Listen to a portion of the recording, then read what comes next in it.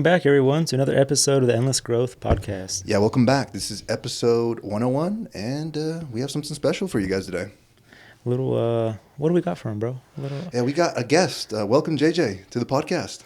Thank you. Welcome. Thank you for having me, guys. Yeah, of course, bro. Happy to see you. I know we usually always see each other at the gym, so this is probably this is different. the first time. Yeah, this is the first time we ever spent time outside the gym. Yeah, that's actually so true. And we've known each other for a minute, but not, I guess, in a deep level. So this is kind of cool. Yeah, just like gym acquaintances. Like I know so many people just walking around Ogden. One day I was bragging to my girlfriend, like, I'm popular, babe. Fucking everybody knows me. She's like, whatever. And we're like walking down to the car show on 25th because I live just like 2 blocks away. Uh-huh. And fucking, we were walking past, I think it was the Angry Goat. I saw 2 of my clients. I'm like, hey, what's up, guys? They're like, hey. Kept walking. And we were about to cross the street and there was an ambulance coming, right? She's like, whatever, babe. You're not even that popular. A firefighter, his name's Dave, stuck his head out the ambulance. He's like, JJ. No way. Yeah. That's crazy. Run into like 5 more people on the way to the car show. Saw my Nice. uncle there and everything. It was funny. No, that's true. Yeah. I feel like what helps you a lot too is you're just like a kind and open person as well. So Yeah, definitely. Always good energy. I don't ever see you you always see you with a smile on the face, basically. Yeah, So I'm it's- cursed with optimism. You know what I mean? Yeah. It's a blessing. Oh, I was about to say. Yeah. Except like whenever I'm tired, usually I'm just quiet. And everyone's like, what's wrong? I'm like, nothing's wrong. Just tired. Yeah, dude, just fucking sleepy. Kind of the same way. I don't feel like I really give people attitude, but I'm definitely just more of I'm in my zone when I'm tired. It's quiet. Yep. Yeah, just chill.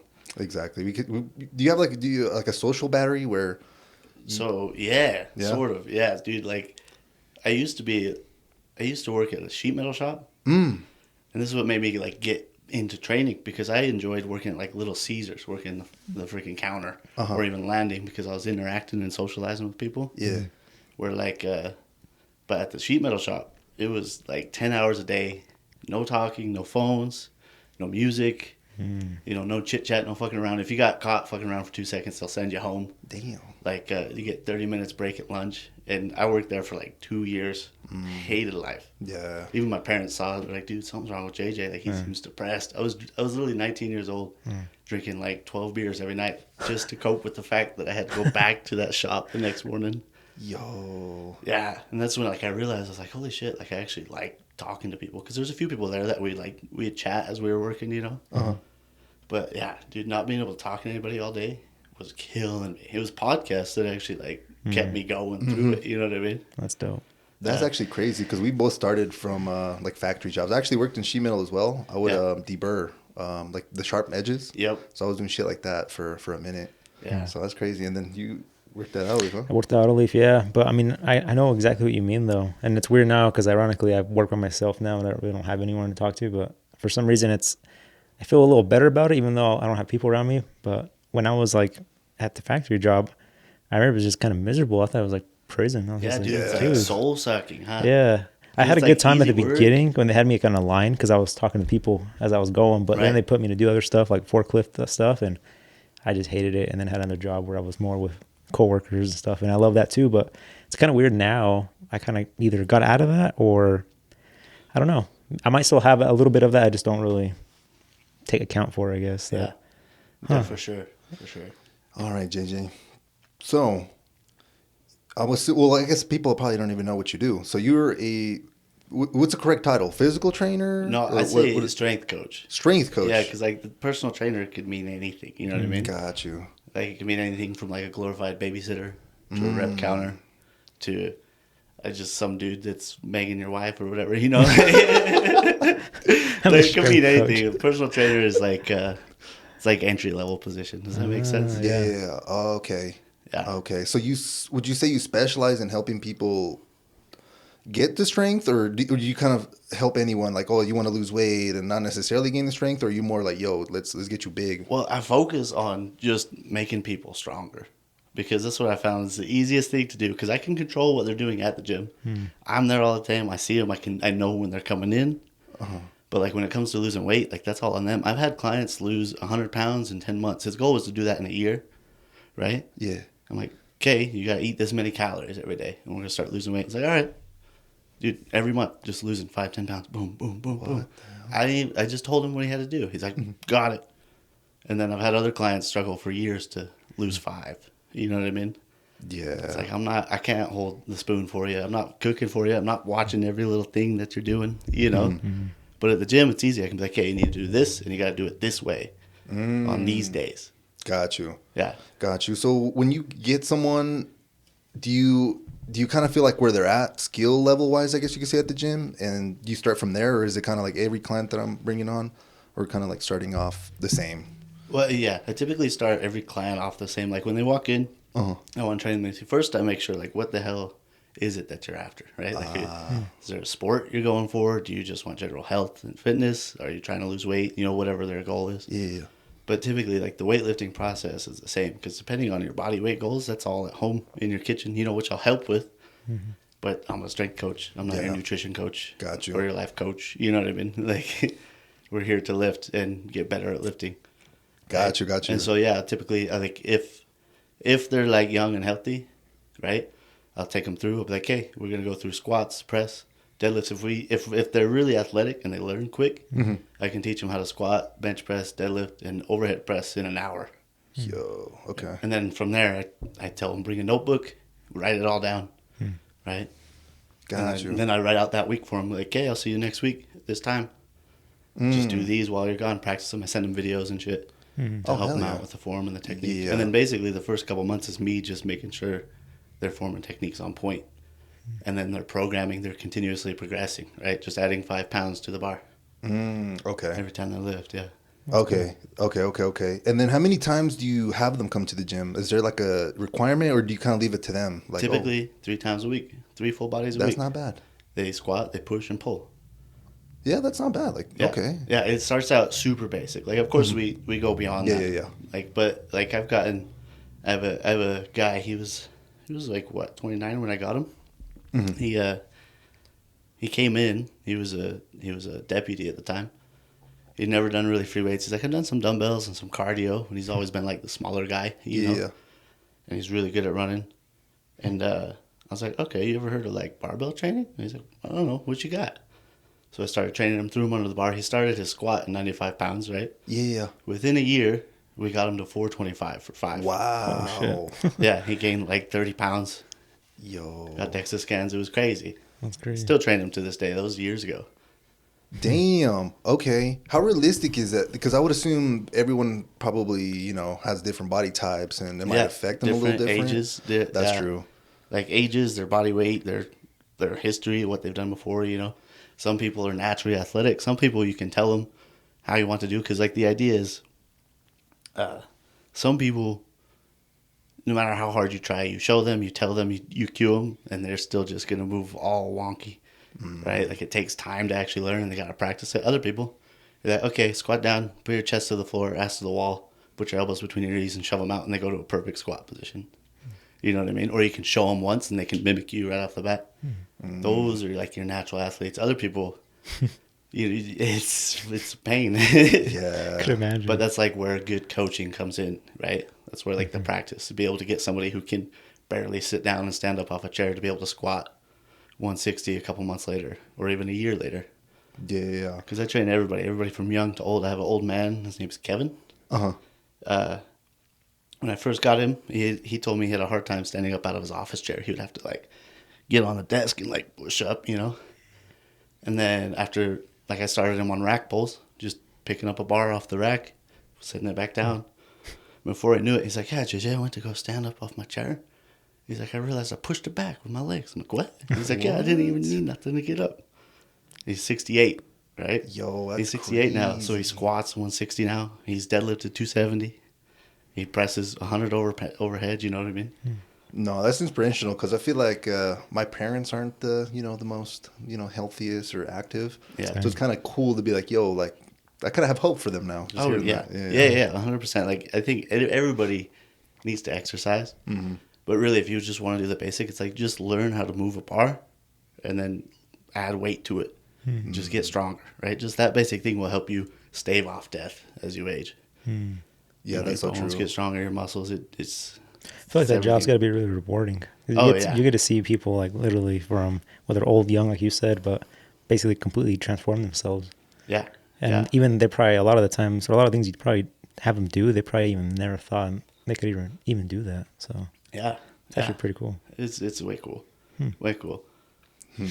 What got you into that, I guess, this field? Well, dude, what's funny is I didn't realize till like years into this job that when I was in like 10th or 11th grade, I was in like health class and they were talking about like careers in health and doctors and this and that. Yeah. And one of them was like a personal training career.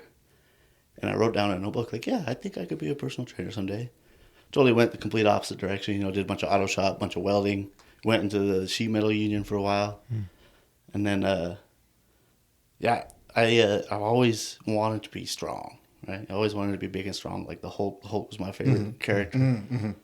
And growing up, as soon as I had access to a weight room in like 7th grade, I was in there like every day I could. And I was just doing bench press and chin-ups. Couldn't really squat. Nobody taught me how, you know, it was difficult. But Okay. so like I've always been in the gym. And then when I was older, I graduated high school, got out of it for a little bit. Some lady broke my heart. And so I went back into the gym, right? I just started working out. Then once I got so far, I was like, yo, like I need some actual weight. I need some equipment to be able to do these workouts that I want to do. So I went to Vasa, started working out there for a while, but I was still at that sheet metal shop. And that sheet metal shop was hell, man. Yeah, I bet. Yeah, and like I don't know, I was just I remember after that chick broke my heart and was working at the sheet metal shop, I was like looking in the mirror and I was like, man, you're a fat piece of shit. Straight up. And like I walked out of the bathroom and something like grabbed me, fucking pulled me back in. I looked back in the mirror, I was like, you don't talk to yourself like that. If you don't like something, do something about it. Right? I was like, shit, okay. So I started drinking less. I was only drinking like 6 beers. And then my goal was to like see my abs. So I started hitting the gym really hard, and the gym was like helping me get a lot of that freaking emotion out and the rage from my life I hated, you know. Yeah. And I was drinking with my brother-in-law and his buddy, and I was telling him how terrible that sheet metal shop was. I was like, fucking hate this place, terrible job, got yelled at, stupid shit, this and that. He's like, dude, why don't you just be a personal trainer? I was like, I don't know, man. I don't think it could. He's like, do it, dude. Why not? I was like, fuck, maybe. Yeah, sure. Right? So I looked, what I had to do, just had to get like some certification from online. And so like I put my 2 weeks in at the sheet metal shop. I was like, fuck this. Like I can't do it no more. Put my 2 weeks in. Like 3 days later, I was like cleaning some shit from the welders. I'm like, went into the head office. I was like, Duke, I can't do it. I'm out. He's like, all right, have a good day. That's awesome. And then I went back to Little Caesars, worked at Little Caesars so I could get my certificate. Once I got my certificate, I applied to EOS. They called me like the next day. They're like, hey, come in for an interview. I was like, all right. Oh shit. Wow, you really hated that sheet metal place. Yeah. Dude, I still have nightmares about that place. I have dreams because I was making good money, you know, especially at the time. Yeah, I imagine. Yeah, they pay well. Yeah, well, like even as a pre-apprentice, I was making like 17 to 32 bucks an hour, depending on the jobs that I was working on at the shop. You know, because like every piece that we were working on was going to a different part of the country. Whatever piece whatever part of the country that piece was going to was my pay, right? So I was getting like California rates, Oregon rates, like all these rates that are way higher than Utah's wages. And yeah, I was making good money, so I'll still have dreams where it's like, hey, we'll pay you like 80 bucks an hour if you come back and work for us. I'm like, What? yeah, dude, it's crazy. Every day I walked in that place, I just feel a sense of dread just wash over me. I'd see all the old grumpy men that have been doing that shit for like 40 years. I'm like, yo, Like, fuck that. is that gonna be me? You know, going home drinking beer every night. Well, I remember I was like 19 and like I play guitar and I was like just drinking beer, playing my guitar, just doing what I could to cope with the shit, you know. And I remember like I took a swig of my beer and I looked at it. I'm like, fuck, what's my life gonna be like if I do this same shit for the next 5 years? If I'm drinking like I'm drinking now, I'm 19, I'm not even supposed to be drinking. And I'm drinking all this beer, you know what I mean? Like if I kept going down this dark road, like what's my life gonna be like? And that's what made me change it, and that's what got me out. Yeah, that's what shook you out of there. Yeah, and like I always loved lifting, I always loved fitness, being healthy, you know. Always wanted to be strong, so that's what pulled me out of there and got me in the gym. Damn, okay, that's so cool. So when you got to EOS, I'm assuming you didn't start straight off as a strength trainer? Was it more you working behind the... I felt like, yeah, so like Roy, dude, so the way they got like EOS set up in most corporate gyms, they have like a sales team called fitness consultants. Okay. Those are the people you run into. Like you walk in, be like, hey, I want to sign up.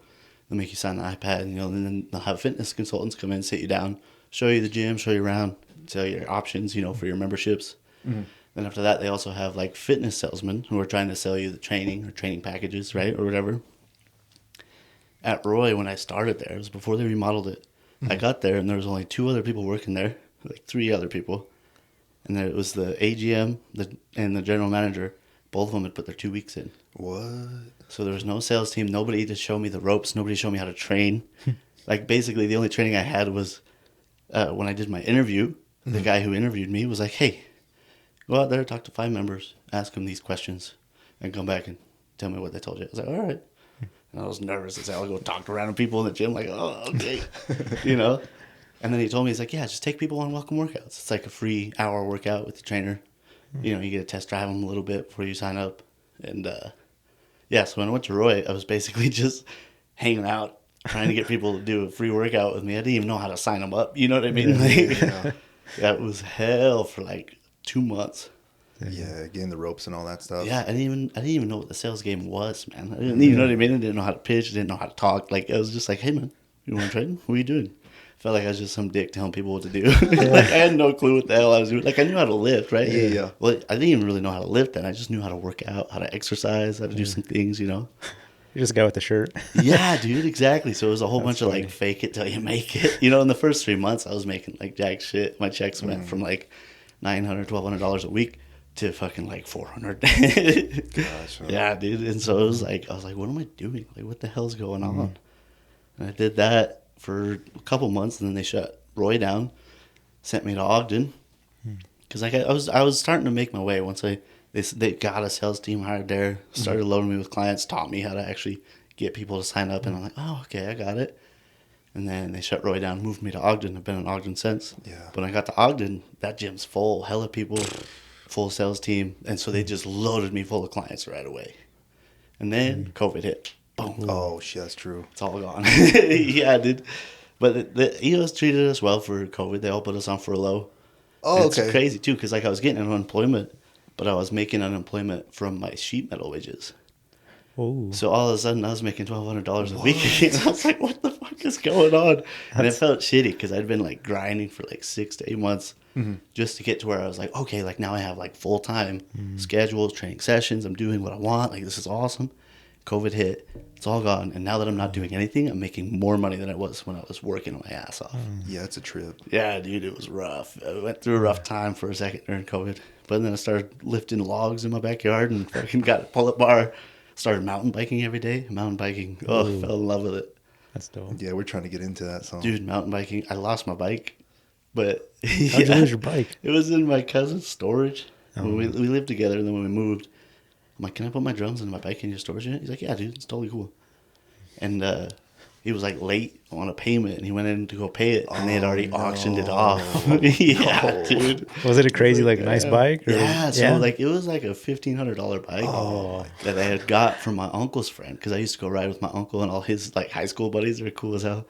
But it was Simon. They called it the Comrade. It was it was a black bike, and it had a red star on it. And he gave it to me for like $250. oh, Yeah, dude, it was killer deal, killer bike. Someone's sport. Just like that. Yeah. yeah, hella heartbreaking probably when you realize that. I'm like, nice. Yeah. I'm like, well, I'll find another one. Yeah, it's crazy. Well, I'm glad that you found like an escape through the whole COVID thing, because I was Yeah. going nuts too. I started running. I hate running. Yeah. I was like, Dude. what the fuck am I doing? That's Well, I insane. remember because before that, I was trying to get to like 200 pounds in body weight, because when I started, I was like 170. Uh-huh. And I remember when COVID hit, I was like, and like all the stores are empty. I was like, I can't bulk during the apocalypse. You know what I mean? So I had to like cut weight. And I started doing hella pull-ups and freaking mountain biking every day. So that's what got me through it, really. Yeah. How long was that whole COVID thing for you guys, the gym? That's, Because the gym was shut down for like, what, 3 weeks? Hell no. Hell it was like no. months. Yeah, it was so like we months, shut bro. down in like March. So it was probably like May, June. I think like mid-July. They opened it back up, and we had to Yep. wear masks or all sorts of weird. We're They weird. wanted to put like time constraints on our members and shit. That didn't last, right? Like, No, because it even didn't. members, like, they wanted to make them all wear masks. And then after so long, they're like, okay, members don't have to wear it, but employees do. We had to wear a mask for almost the rest of that year. That's so dumb. Yeah, the world was hella weird for a second. It was, dude. I was worried. I was like, fuck, like the new normal. That's freaky, bro. Yeah, it That's was. freaky. That's like some like really controlling shit, man. Yeah, Yeah. that's You know what I facts. mean? Well, especially now we know like all the truth about it and stuff. It's just Right. like, Dude, it was whack. And honestly, still pure blood, never vaccinated. I'm saying there. You did get. Yeah, you had I, to. I huh? had Had to. to? Not necessarily. I feel like it was like more social pressure from the work. Like, oh, there's events you got to pull up to, but if you don't aren't vaccinated, you can't come. So it was kind of like a social pressure type of thing. Yeah. And I was like, whatever. You know? Yeah, we'll get it. But you're still good. You're still fine, right? Yeah, so far. I think so. So far, Yeah. shit. I might grow an extra limb in a year or something.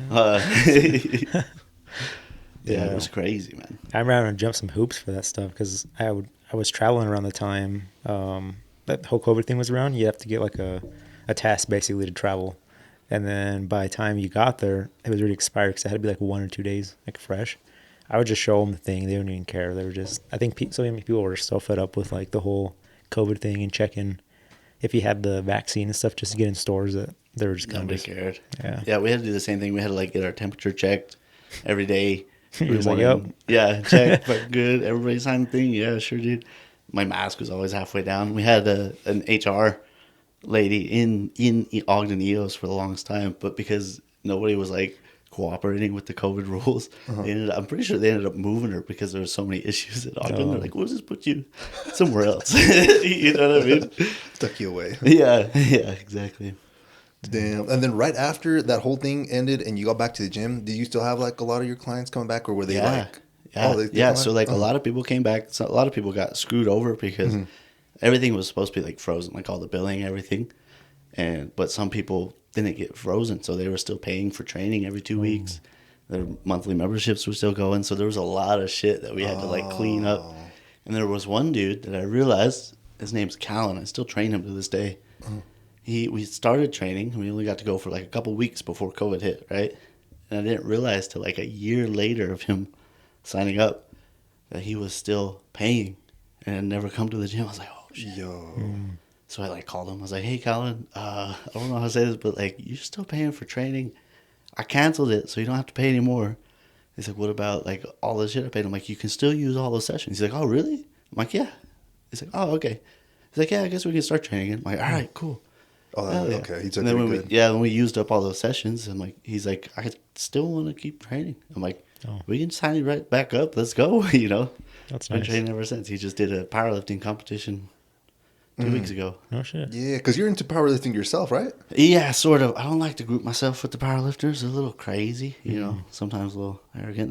It's a great crowd. It's fun. Love it, right? But like I said, mostly just basic strength training, just making people stronger. Gotcha. Powerlifting just happens to align right with strength training, you know? Yeah. Well, explain the difference. What's the difference between like regular body people, I guess bodybuilders, people going to the gym, and powerlifting? Well, like powerlifting itself is like the sport, right? And it's squat, bench, and deadlift. And the whole idea is you're trying to get the heaviest squat you can, the heaviest bench you can, heaviest deadlift you can in that sport event to get the highest total you can, and then, you know, place or break records or whatever it is, you know. And it's really just you trying to be as strong as you can and move as much weight as you can. Oh, it's like Mr. Strongman, kind of? Like Kind of, yeah, a but little it's bit? just those three. It's like, Okay. yeah, like the way it's set up is like there's usually, like a last point powerlifting meet, there's 4 flights of lifters. Every flight is like 8 to 12, 15 lifters. There's flight A, B, C, and D, right? And it's all dependent on how much weight they're lifting. So flight A is usually the lighter people lifting less weight. Flight D is the real big boys lifting heavy weight, you know? And the way they do it is like, okay, we're all doing squats. Start with squats. Starts at 9. Flight A warms up before it even starts. And then once Flight A goes, they do their first, second, and third attempt.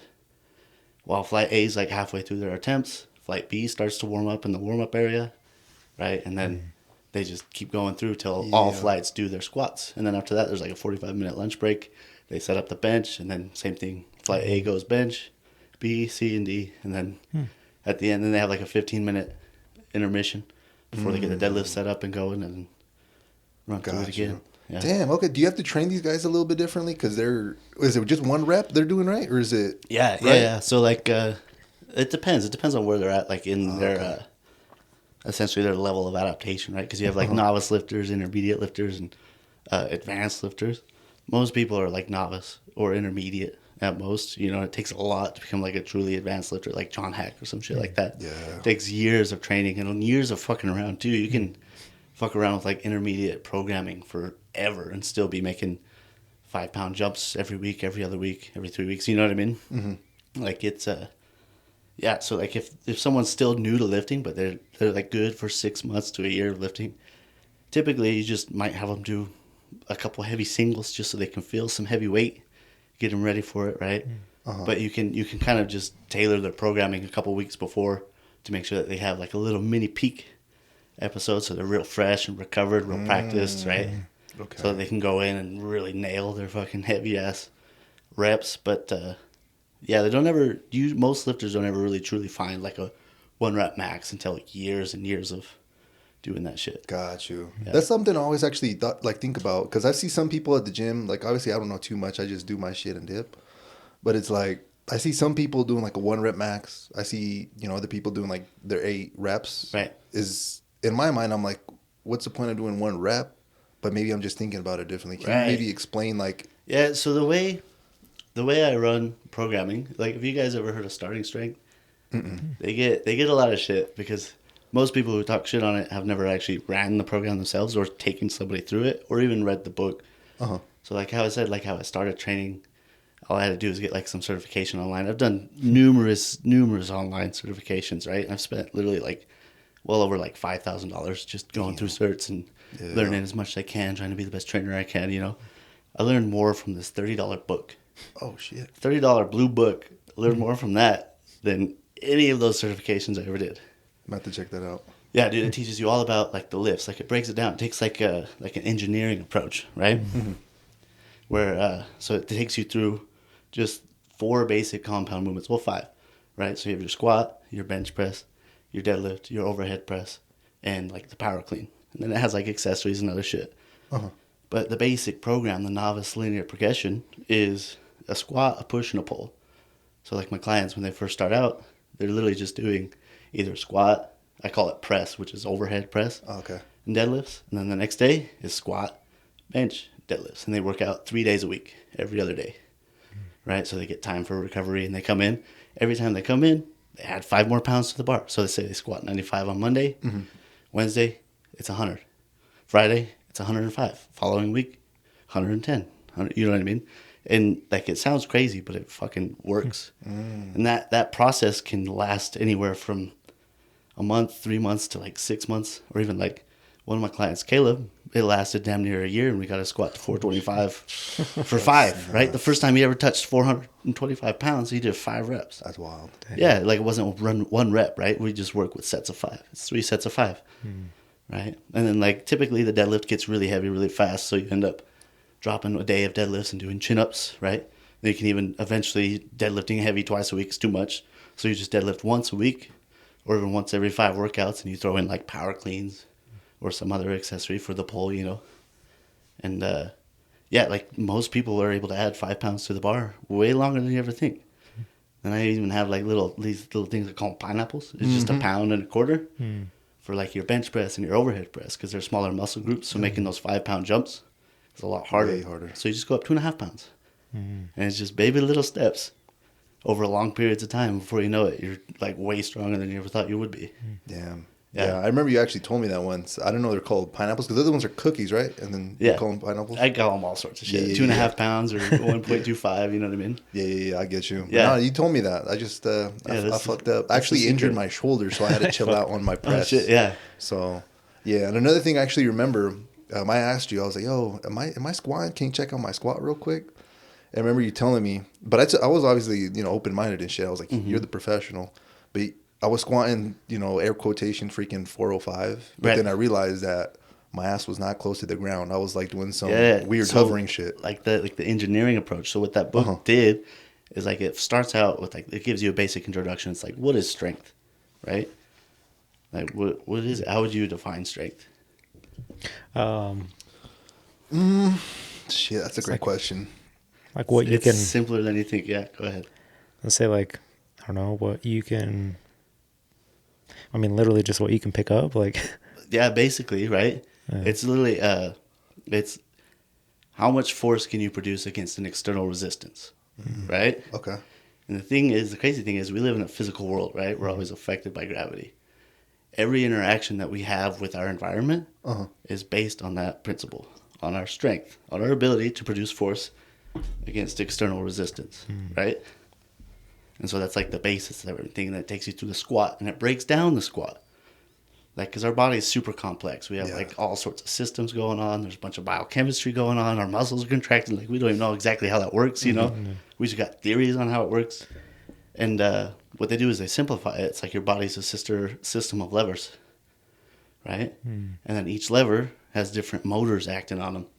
So like, it teaches you how to low bar squat, because by low bar squatting, you're going to lean over a little bit more. And if you look from like a horizontal perspective, the more you lean over, the further back your hips go, right? And the closer to the knees, your knees are to like the midline of your foot, right? When you're squatting heavy, that bar should be right over the center of your balance, right? Your base of support is your foot. The center of your foot is the center of your balance, right? So you want to balance all that weight right over that point.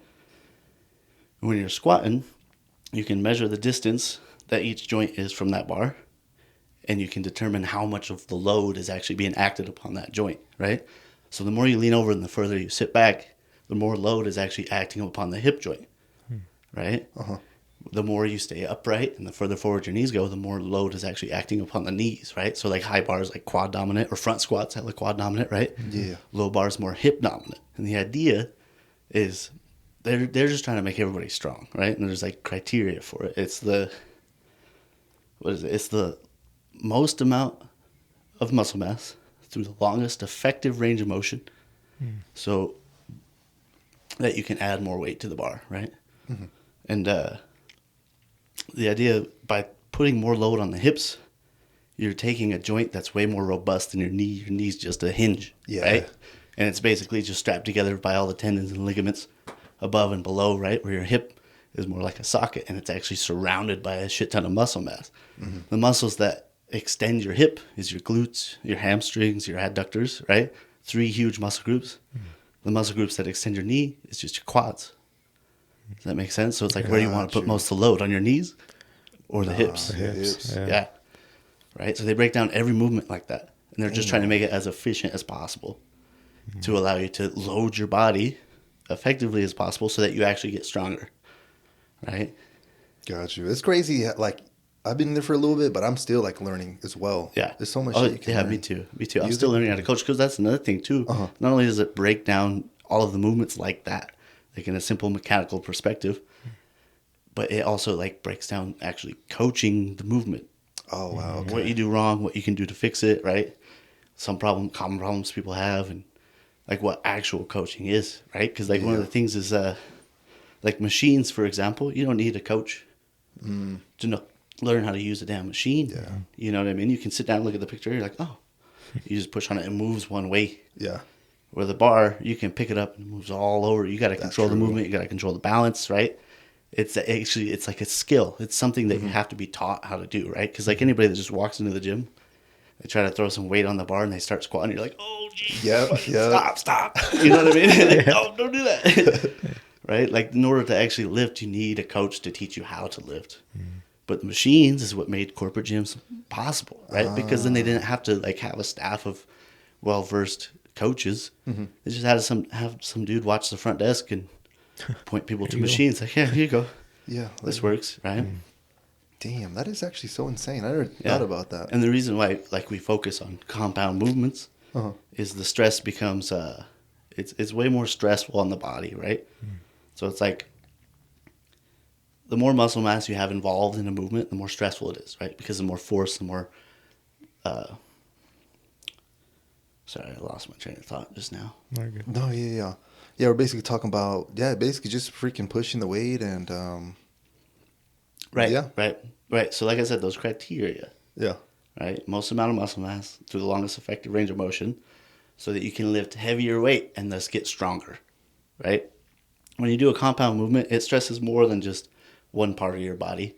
It becomes the whole system, right? Like when you do a squat, it's your entire body's moving that bar, right? When you're doing leg press, you're just isolating the quads. It's like, what's going to have more of a an effect on your body. Like what's going to make your body adapt more, right? Yeah. It's going to be the compound movement because more of your muscles are working at the same time rather than just isolating one muscle, right? Mm-hmm. That makes sense. Yeah, no, Yeah, yeah, yeah. 100%. When would the isolating the muscle come in handy for it? Like once you've kind of developed the whole compound? Like, Yeah, like if you want to do some extra work and exhaust your muscle afterwards, or even like they do like pre-exhaustion. It depends on what your goals are, but to get stronger, it's like just load your whole body and That then makes add sense. 5 more pounds. You know what I mean? Like things get more complicated as you progress, but most people, if you just take them through those basic compound lifts and make those lifts strong, their body changes. They feel a lot better. They're way stronger. They move better. You know what I mean? And then after that, you can start to mess around with like muscle groups and different accessories to focus on different things. But Gotcha. that's cool. Yeah, do you ever get sick of like, well, you obviously train all day like other people, but what about when it comes to training yourself? Is that kind of like, damn, I'm here all the day, or how? Like, yeah, I found a cheat for that, right? Because like okay, one of the things coaching people, it's like it's way more psychological than you'd ever think. You know what I mean? Because like, oh, you're a personal trainer. You know, you just make people move, use their body. It's all physical. yeah, It's like, no, man. You basically become a therapist. Nobody tells you that. You know what I mean? You're people's therapist now, and you're like, oh, I don't know how to deal with it. Yeah. You know, most people's weight problems comes from like some sort of trauma or emotional issue, whether they eat their emotions or they fucking starve themselves because they're stressed out. You know. yeah, But and like I tell motivation that motivation comes and goes with the wind. You know what I mean? It's just it's fleeting all the time. Like when you're motivated, shit's easy. yeah. Right? When you're motivated, you can bust shit out. You can get shit done. Dishes, fucking chores, everything's gone. Just no problem. But it's when you're tired and you don't want to do nothing. That's where you got to have like the discipline to keep coming in or have a goal that actually drives you to keep going. Like something you actually really want. You're going to put in the work even when you don't want to just to get there. So like a little trick I did with myself was set like some ridiculous goals that I don't think they may or may not be possible that I might be able to achieve in the next 10, 15 years.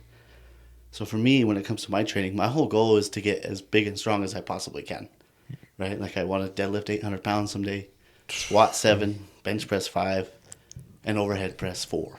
Yo, those are my goals, you right? Uh-huh. Those are my goals. And every training day I do is like another step towards those goals. Every training day I miss, I'm further away from that goal. Yeah. Does that make sense? Yeah. Do you like? Well, now that I know your goals, how do you like track your essentially your progress? Because you let me know that with your clients, you have them bring like a notebook, and I'm assuming like tracking your data. I have my own notebook. Yeah. So like the way I write it down, I have like almost 2 years written on just like 8-10 pages. Oh shit! I have 2 whole years of training, right? And like I tore my groin in August. I have training where I'm doing really good in PRs, and then like something happens and I have to pull back, and you know what I mean.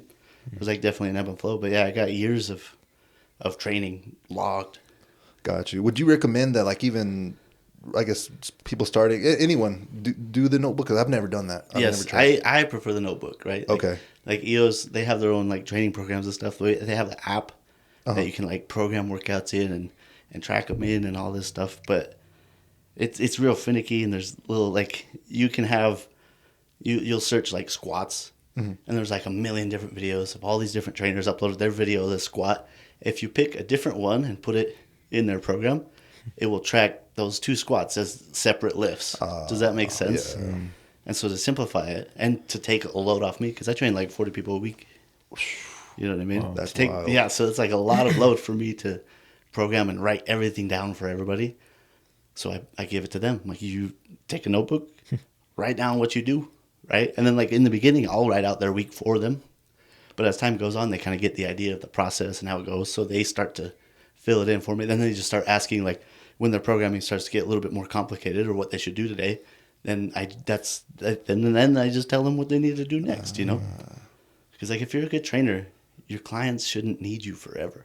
That's true. Right? That's so true. Like the first 3-6 months, yeah, you got to be there like real close, making sure they're doing shit right and they're not hurting themselves and this and that. But then after so long, like I have a bunch of clients that have been training for years. I barely need to cue them. Every once in a while, their form will deviate just a little bit, you know, get a little form creep going. But other than that, just a simple cue here and there. They don't need me to coach them every damn time. Yeah. But they do need somebody to like make sure that their program is continuing to get them progress and results. Yeah, 100%. Because you Yeah, plateau. usually the results is what kind of keeps them going. Exactly. So. And at that point, it's like I barely need to see you. Just check up and come in, check in, make sure we're doing good. You ever had anybody get hurt? Oh, Like, yeah, all the time. yeah? All the time. All the I time. feel like it's my fault too when that happens, but it's not. Shit just happens. Like, even if you're not lifting, Yeah. you're going to get hurt, right? You're going to fall off the stairs. You're going to get hit by a car. Like, something's going to Damn. happen. Like, you don't Yeah. know, right? Anything. Yeah. Or just picking up a damn lawnmower and throw it in the back of the truck. That might fuck you up, Yeah, right? that's Like, facts. just silly shit all the time. What's So, the most yeah. common injury? Like back or That's a good question. shoulders? It depends. Those are very common. Back, Yeah. shoulders. And Yeah. usually it's just like a little tweak that you can work through. Sometimes you just got to pull back on the load and slowly build yourself back up. Yeah. I've always had a bad shoulder, and it would always. And I think a little bit has to do with the form, and I don't think I ever nailed it because it Definitely. would always come back. But it was every time we hit overhead. Is it overhead? Yeah, that's just Yeah. crazy, man. Every time we did that, it would start hurting after a while, and then I think I'd lay off of it for about a week and it'd get good, and then same thing, it'd come back every time. So Definitely probably a form issue. Form issues are usually the main cause for like injuries or even just like something that's always nagging. So I would check your form first. Yeah. And if So it's not your curious form, now. check your food. Are you eating everything you need to? Right? Oh, Are you shit. sleeping? I didn't think of that. Yeah. Yeah, because there's all sorts of other factors too. Or like, what is it you're doing in your shop, right? Like on your body shop. Is there a certain movement you're doing all the time that could be aggravating it, Oh, wow. right? Or typically, a lot of times when I have clients that are getting shoulder issues, I check their squat. Their squat, huh? Yeah, because the low bar squat, the bar is riding like just below your traps, right on top of your rear delts. And if you're not gripping it properly, it will start to jack up your wrist, your elbows, your shoulders. Oh, You know what I mean? shit. Yeah, Yeah. So the squat can usually be a good source of like what's fucking your shoulder up. That's wild. I didn't even think about that. Yeah. That's crazy you actually mentioned the injury stuff because literally, I think it was last week, I was doing calves and my boy was training somebody. And then I don't know if you remember, there was like I don't want to call them the ambulances, but the paramedics showed up. Yeah. Do you remember that? Yes. And there was like a big group. Yeah, Yeah. Lady started seizing out. That's what was happening. I was Yeah. like, what the fuck is going on? And she was conscious too, because there's been some crazy shit go down in the gym. We've had a guy like twice. He's done it twice now, maybe three What? times, where he starts to seize. He'll pass out. Both times he's like fallen over and bit his tongue, started bleeding everywhere. Yeah, like almost choking on his tongue, like scary shit. This lady, she started seizing out, and the guy she was with like grabbed her and like laid her on the floor. She was totally conscious the whole time. She was just seizing on the ground. I was like, oh shit, I better go tell front desk. Well, I'm like, Gabe, we got an incident going on. He's like, what? He's like, oh no, grab the fucking AED, run. Ran over there, called the cops. Yeah, they straight up showed up, Called the bro. ambulance, yeah. it was something. Well, the freaking Luckily the they're down guy the that street. hung out of the ambulance and waved at me. Oh, he Dave, was there? he was the first one on scene. I was like, oh, that's my hero. It's like one time I was benching, right? And it was like doing 5 sets of 5. It was my last set, and I was tired. I'm like, I don't know if I'm going to get all 5 reps. All right, here we go. I went for it. And like the key is with the bench press, don't ever move the bar over your face and throat with bent arms. Like if you're struggling, don't try to rack it. Just fucking, oh, that's not going. I just lowered it back to my chest, and I just sat there. Nobody was around. I'm like, fuck. Oh shit. And I look over. I'm like, Dave. He's like, I'm coming, buddy. He runs across the gym and saves me. Shout out Dave. What Yeah, the hell? dude. Yeah, he's awesome. Have you ever had like any bad situations like that where you're like, I mean, obviously you just talked about one, but like, I don't know, something worse where you found yourself like where you're like, how am I going to get myself out of this one? Or No, Or- because typically like with squats, because those are the other ones that you could really fuck yourself up on. Yeah. I always teach my clients to set the damn safety bars. Yes. Right? Yes. Like you want to set it so that at the bottom of your squat, when you hit depth, that the safeties are like 2 inches away from that bar, right? So if you can't get up, you can just set it down. Just set it down. Just relax. Yeah. Bars off you, you're fine. You know what I mean? Oh, that's great advice. I see a lot of people that do that shit. Yeah. It's like, yo, there's safety bars for a reason. Yep. Right? Or the worst is when people are like, hey, will you spot me on my squat? I'm like, what the fuck? Like, you expect me to just grab 300 pounds, 400 pounds like this? Like, what do you... yeah, Like, so what I do is I look for the next biggest guy in the room. I'm like, hey, will you help me spot him? Get on both sides. And then tell them not to bail. It's like, yo, if you're struggling, just give us a signal. We'll all grab it and lift it together. Yeah. You know what I mean? Anytime you're spotting anybody or getting a spot, be very clear on how you want them to spot you. It's a great Does that make point. sense? Like the bench press. Like whenever I have somebody spot me, like just help me with the lift off. Don't touch it unless I say. Like, don't take my rep. You know what I mean? Yeah. Right? Yeah. Yeah, it's a pet peeve actually when you're like, Yeah, and yeah. it's You're like, trying oh, to struggle shit. through, and they take it. You're like, "Yo, Yeah. that was where I was gonna gain all my strength. Yes, That's where I was building muscle, man." Yeah. Now I can't count it. Yeah.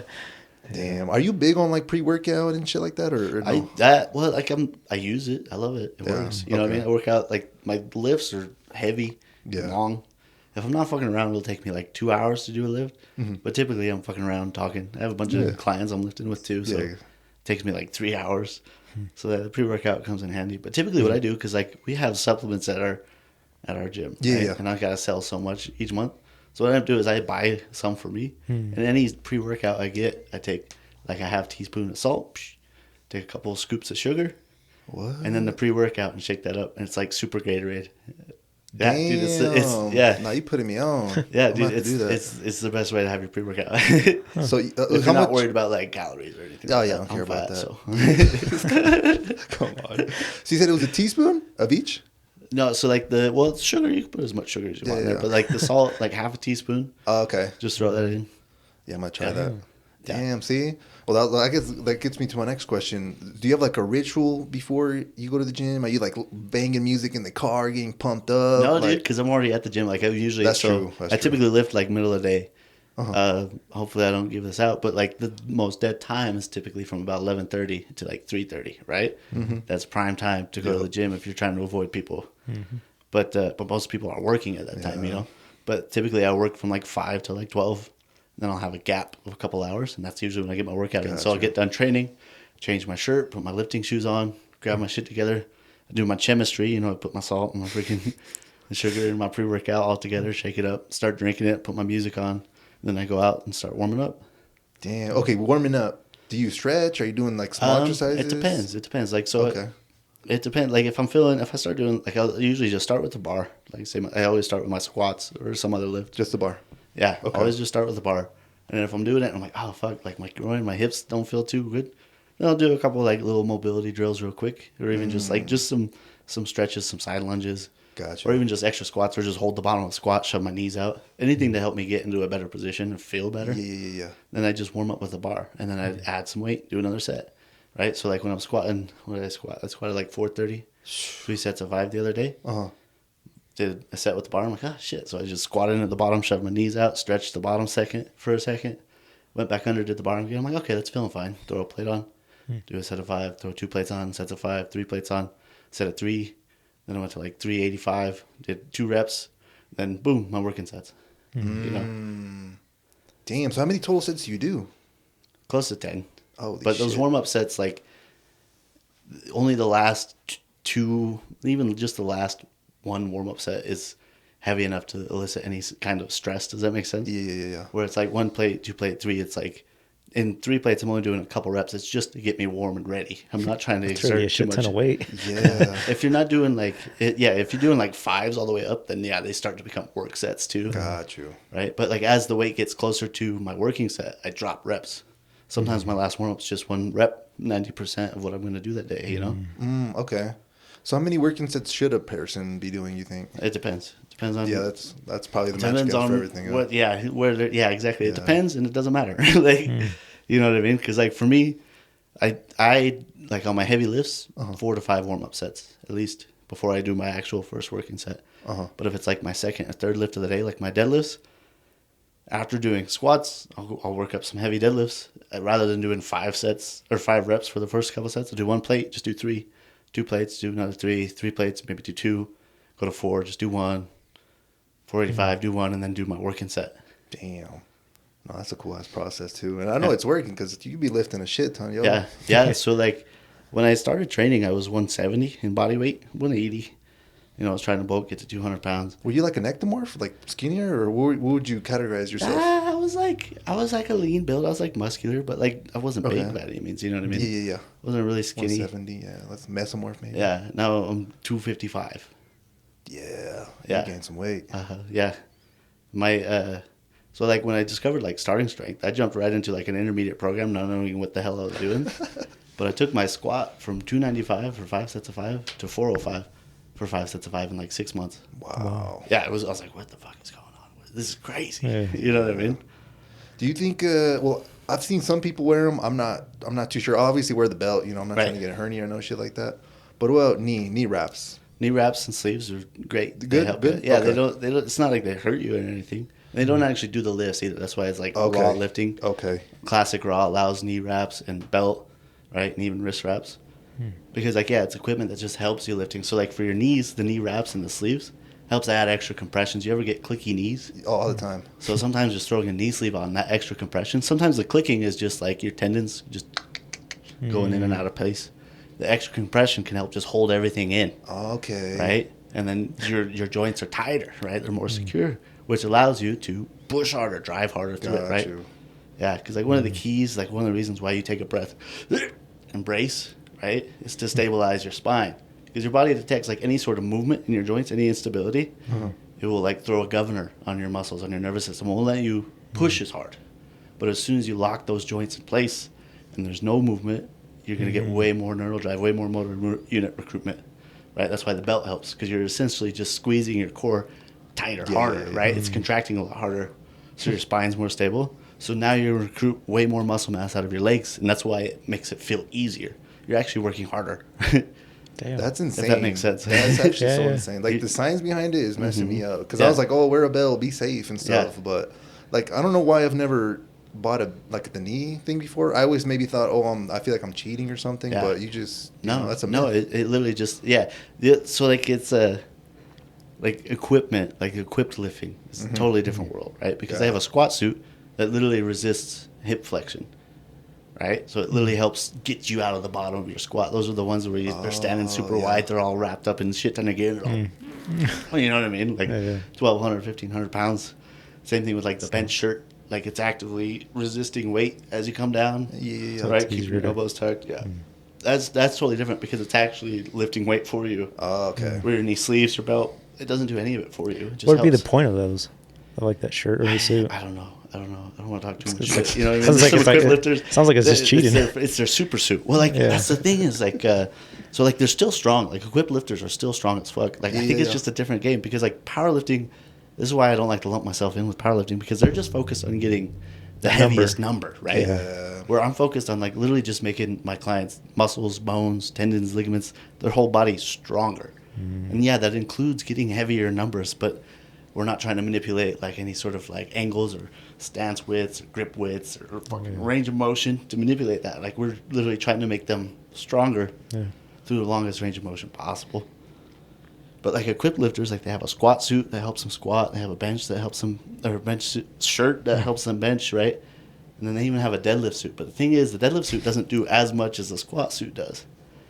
And the way you can tell is like both the records for equipped squat and equipped bench are like 1,300 pounds, 1,500 pounds, my like ridiculous goodness. numbers. Yeah. But the deadlift record's still like 900, right? Deadlift's like the true test because it's like people will, equipped lifters will bench like 800 pounds, and like that's crazy. But That's insane. Yeah. their raw bench is like 500, which is still a crazy bench. Like that's strong. Like don't get me wrong. Yeah. But it's like where's that extra 300 pounds coming from? Like it's not The you. like the it's math's the not equipment, mathing. you know what I Yeah. mean? Like, but like they're just chasing the numbers. So I guess they like it. They're a different breed for sure. No, that's true. I could see that. Yeah. Yeah. There's people for everything. I don't get it, but No. I just want to be strong. No, I get you. Well, I know like the gyms, it could be an interesting place sometimes. Do you ever get like, or get the vibe that like, I don't know. Basically, what I'm trying to say is sometimes it feels like I have secret enemies, but I don't know who they are, or what their name is. You have Something like secret that. enemies, bro? No, it's kind of like a weird vibe. It's like someone like looks at you weird, or like ego lifters is basically kind of what I'm saying. Sort of. I don't ever really feel that. I see people like, okay, like that motherfucker knows what he's doing. It's pretty cool. I'll go talk to him. It's like, damn, bro, like you're strong, good, doing this shit. Like, you know, pop a conversation. Yeah. But when I see like the ego lifters or someone looking at me funny, I just think they're silly. You know what I mean? It's like, dude, you're not helping Superman. yourself. You know, you're not fucking. Okay, the reason I bring this up is because literally yesterday I call him my homie. It's basically my girlfriend's brother's like best friend. Yeah. I saw him. He's like, "Oh, bro, I just moved from from Roy. I'm starting the gym. here. He's like, but here it's freaking hostile here in Ogden. And I was like, okay. and I I've was been in just like, Ogden a while, yeah. yeah, and I'm like, whoa, what the fuck? And he's like, yeah, Roy's like way more open, like people are more friendly. And he's like, I get here, and I almost got in a fight with some dude because he was trying to take my machine. And I was like, now that you kind of mention, I kind of get that vibe Yeah, sometimes. I guess so. Like, so I remember when I first came to Ogden, it definitely was a different vibe, right? Like, so I have a buddy, Larson. He was texting me because like he's cool. Larson's an animal, strong as fuck, big, strong guy. He's like also the nicest, humblest dude ever. But he talks about, he's like, there's a lot of big egos here in Ogden, bro. Like he only comes to Ogden because I'm there, you know. Like he loves me. So, but I remember one day he was texting me. I was training with my clients. He was texting me. He's like, all right. That's it. Everyone dicks out right now. Let's settle this once and for all. We're doing it this Dude, way. that shit killed me. Or like the first week I came from Roy and into Ogden. Because like I totally felt that too. I was like, whoa, like what's up with all these like macho guys? I'm fucking big and better than everybody because I'm strong. Yeah. You know what I mean? Or like even people just like roiding out. Fucking I walked into the locker room and there was a dude like chugging his protein shake aggressively, looking in the mirror like, like I was like, what the fuck is that? Just walk past it. There's some characters, bro. Oh, dude, There's some characters there. Have you ever seen the nut blow dryer, dude? The nut blow dryer. Yeah, shit. I was like going to the bathroom, like washing my hands, and dude's like doing his hair, blow drying, whatever. Doing his thing. He's in a towel, and then all of a sudden, like he puts his leg up on the counter. And No. Yeah, I was like, all right, that's cool, man. Yo. With a blow dryer that's there? Yeah, no, he brought his own. Yeah. Yeah, God luckily damn. I haven't seen that. I've seen some shit in the locker room. Don't get me wrong. Yeah, one there's time some crazy shit in the locker room. I've seen something on the little corner of my eye, on the corner right there. Oh. It was a little stained underwear basically, just Oh, to yeah. not be too explicit. I was like, damn, all right. I mean, I've shot myself squatting before. It happens. Yeah, I probably have too. I can only just imagine. throw that shit in the thing. Yeah, exactly. Yeah, no, I legit throw underwear away. I bring a spare pair of underwear with me just in case. Damn, you be Yeah. lifting hell heavy. Yeah. You've been going. Yeah, if you 100%. squat heavy enough, there'll come a day when you accidentally squeeze a little Hershey Kiss out. You know what I mean? She's kissed. Like, I gotta go. Yeah, dude, it just happens sometimes. Like, oh, fuck. And like mid squat, you're like, oh, shit. This could be Got bad. another rep. You know? But yeah, there's only like one time, or one or two times where it was really bad. I'm like, oh, fuck. So I like cleaned up best I could. Went and grabbed a towel, fucking changed my underwear, took a shower, threw my underwear away. I buried it in the bottom, you know. I didn't want nobody seeing that. It's my shame. Paper towels in there. It's like, we're good. Nothing happened. Oh shit! I think like the worst thing that's happened to me is I just like puked. I think twice before. Oh, It was damn. on the leg press, but that's it. Gnarly. Yeah, but after that, it felt good. It was crazy. Yeah. I was like, all right, go lift. I don't know if it's good for you or not, but all right. I was a minute It's ago, crazy, though. man. It's like, damn. All right. Can shoes? I'm starting to think I have an issue here. I'm not even working out, but I'm always like doing a lot of physical shit here at the shop, getting up and down, always cleaning cars and stuff. yeah. And I've been finally, I guess for the longest time, I was always like wearing flat-footed shoes like Vans, Nikes, and stuff like that. And then more recent, I would say like within the last half year, or in a year, I should say, I started wearing some Ons, which are a lot more comfortable. Like my feet don't even ache at all. But now I was telling my girl, I'm like, I feel like my shoes are fucking me up because I'm really comfortable, but at the same time, I feel like my back, it's kind of Are doing they like the cushy fucking wear-ons? yeah, Ons. Yeah, they're basically just like a.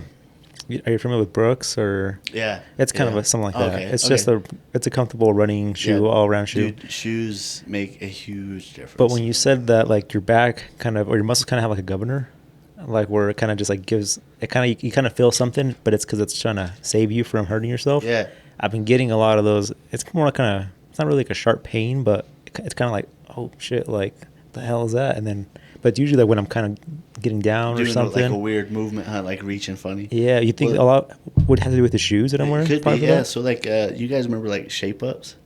That's not familiar. That sounds so you remember familiar. that? Is that Like the Skechers? Skechers shape Yeah, ups. Skechers. Okay, yes. Where like it is like making people walk all a certain way. It was like Yeah. super. Yeah, it Yeah, was they like, were- it'll fucking shape you up. Yeah, it was really weird, right? That ended up fucking up a lot of people's backs. Oh shit. Yeah, just because the way it was making them walking them like heel to toe all the damn time. You know what I mean? Which like is fine, but like when your shoes are off and you're walking through like sketchy place like fucking dirt and thorns or rocks and shit, do you step heel to toe or do you do toe to heel? Like going down or up? Like just walking across some gnarly landscape. I would say tip to heel or no? Yeah. That's Okay. normally how you'd walk if we were Yeah. barefoot, right? But the other way you'd And start the other way. Yeah, you can look into it. Like a lot of people, like when you walk heel to toe, a lot of that jarringness kind of goes right up into your back. Oh shit. Holy But also, shit. like with like squishy shoes, they're really unstable. When you got flat soled shoes, your feet have good connection with the ground. That's but the if they best, got a right? lot of padding, if they got a lot of padding, your foot's kind of doing this all the damn time. You know what I mean? So you should only be they have- wearing those to run, probably. That's it. Yeah. I throw my fucking shoes away now.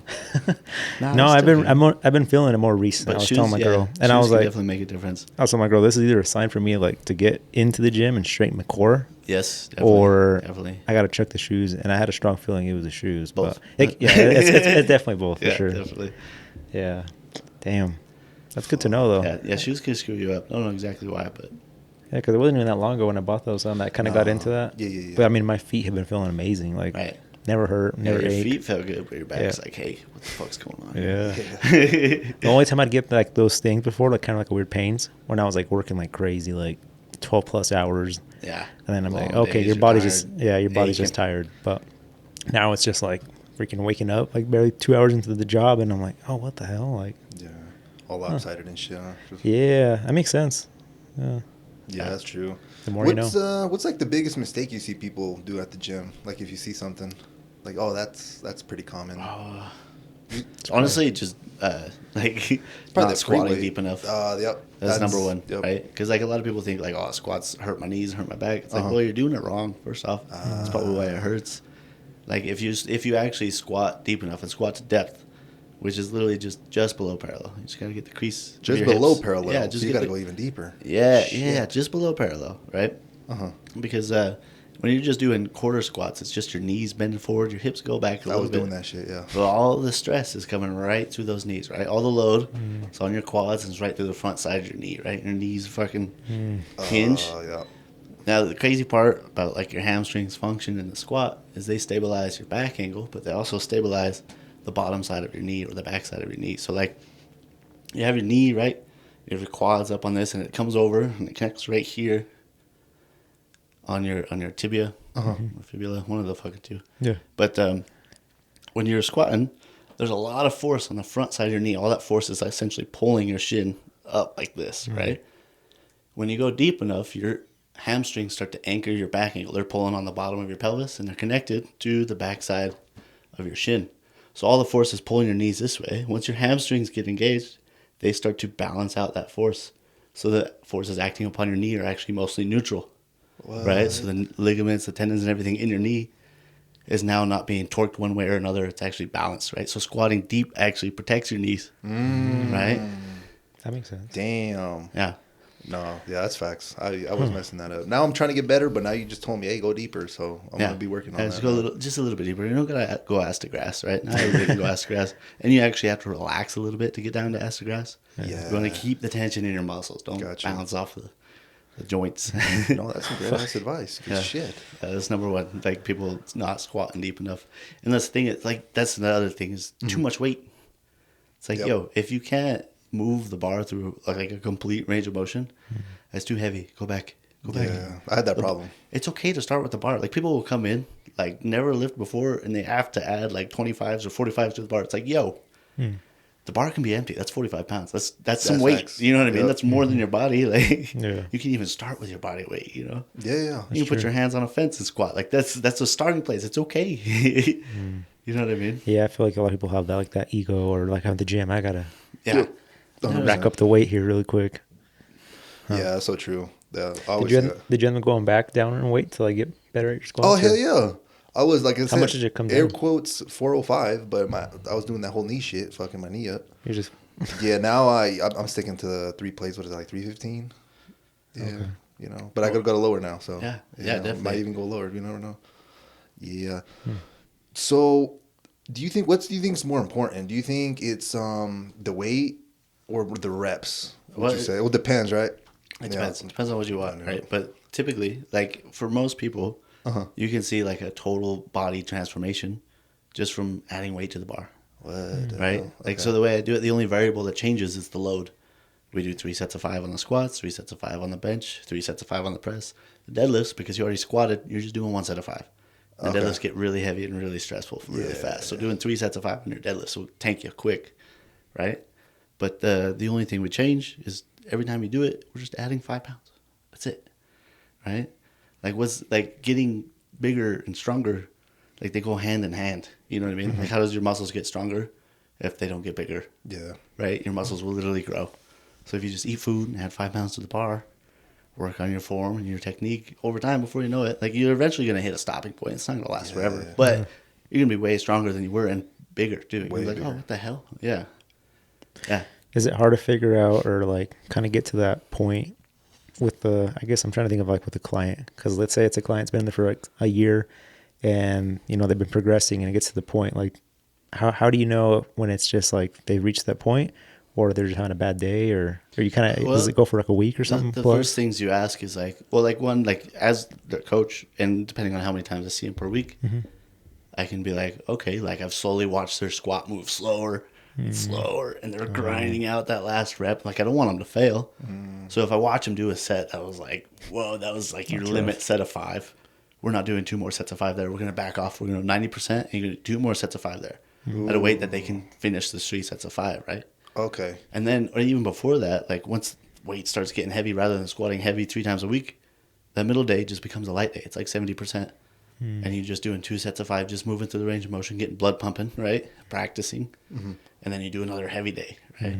Gotcha. And then eventually that heavy day, they can't complete 3 sets of 5 at like a limit set of 5. So you do some back off sets after that first set and you just run with that. And then eventually one of those days will turn into like a volume day where it's like 80, 90% for 5 sets of 5. They're heavy days, 1 real heavy set of 5, 2 back offs, right? They have a light day in the middle of the week. You, as their coach, like I'm sitting there, I'm constantly monitoring how they're performing. Like I change their program based off their performance.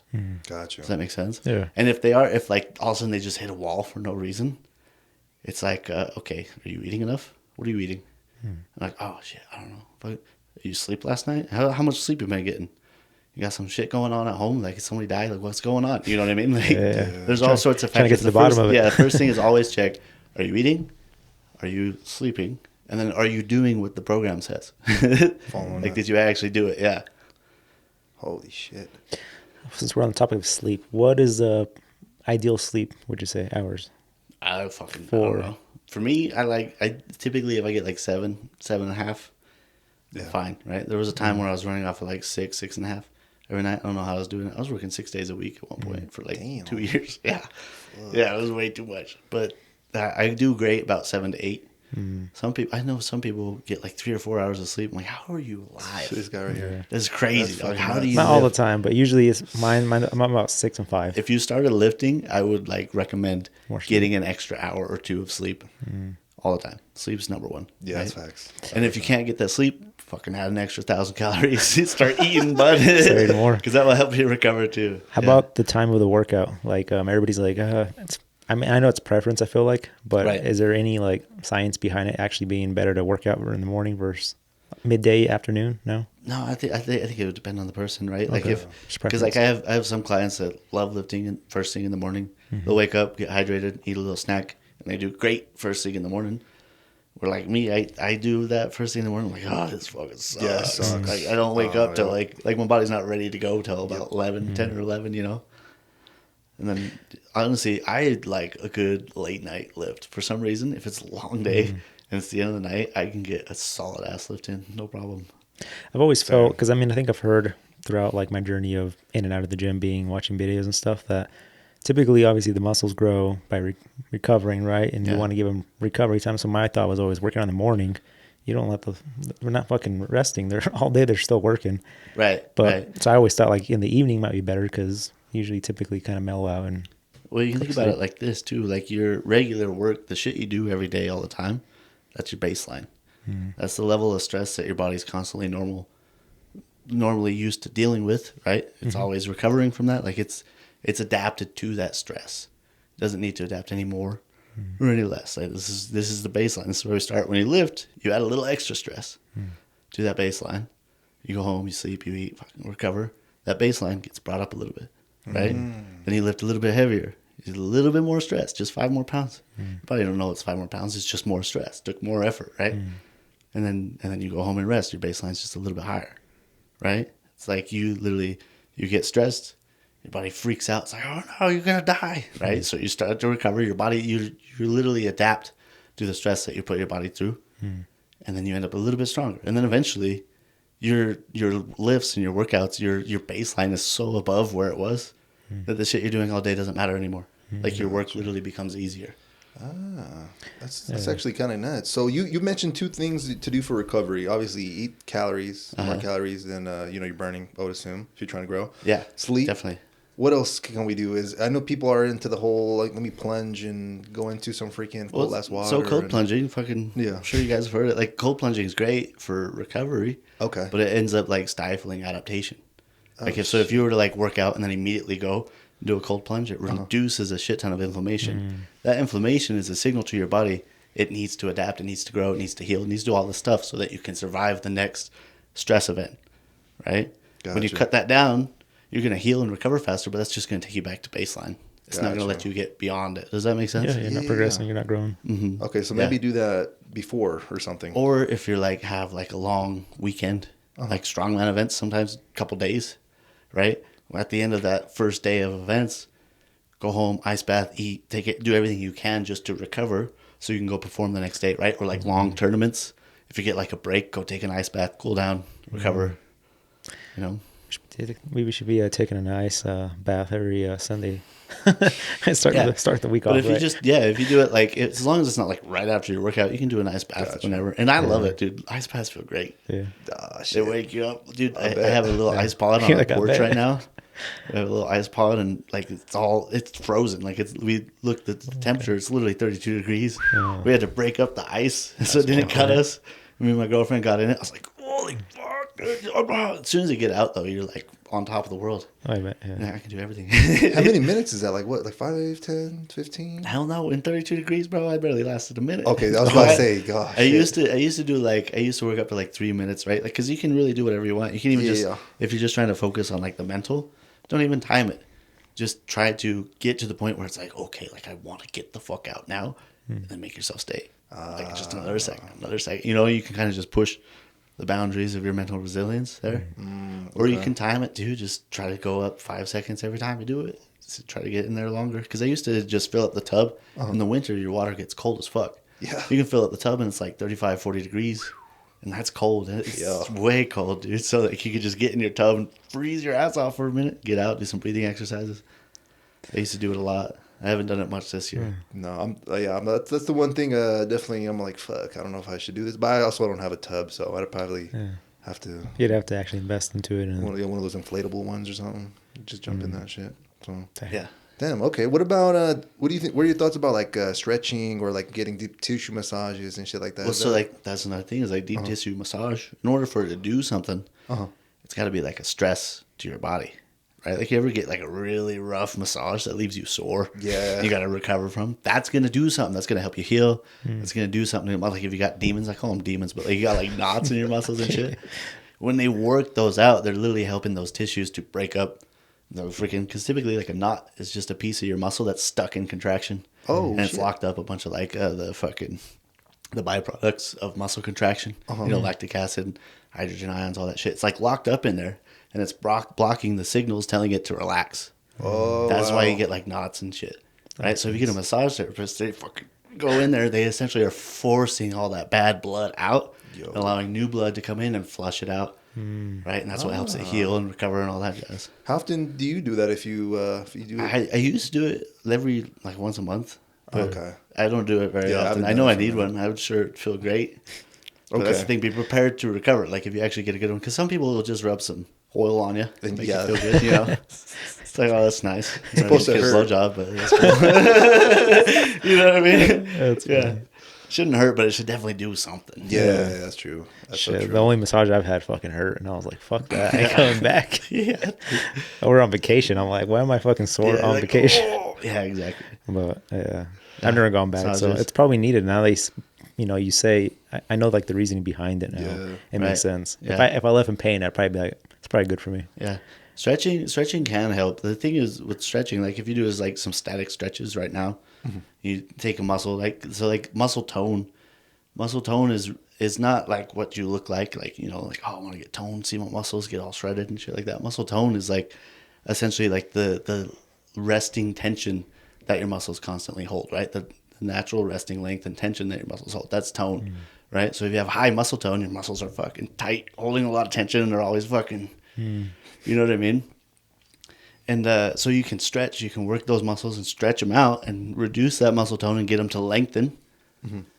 But you wait a day and they're right back to where they are, right? So a lot of times muscles will keep high tone because once they get past a certain length, they know they're weak, right? And your body won't let them go there because there's a higher chance of injury, right? So they don't stay stretched out. They just go right back to where they're strong and where they stay intact and stay functioning, right? So like if you just stretch and don't do anything else, you won't ever actually get your muscles to lengthen or be in a less Tense. tight, less tense position. But what stretching can do is it can open up and mobilize whatever muscles you're feeling are tight or having trouble actually functioning. Once you stretch them and they actually start working again, now you need to strengthen them in that newfound range of motion so that you will keep it. Does that make sense? Yeah. Damn. Okay. So it's not just a stretching; it's also stretch and then go hit the weights. Then work it. Yeah, exercise it. Yeah.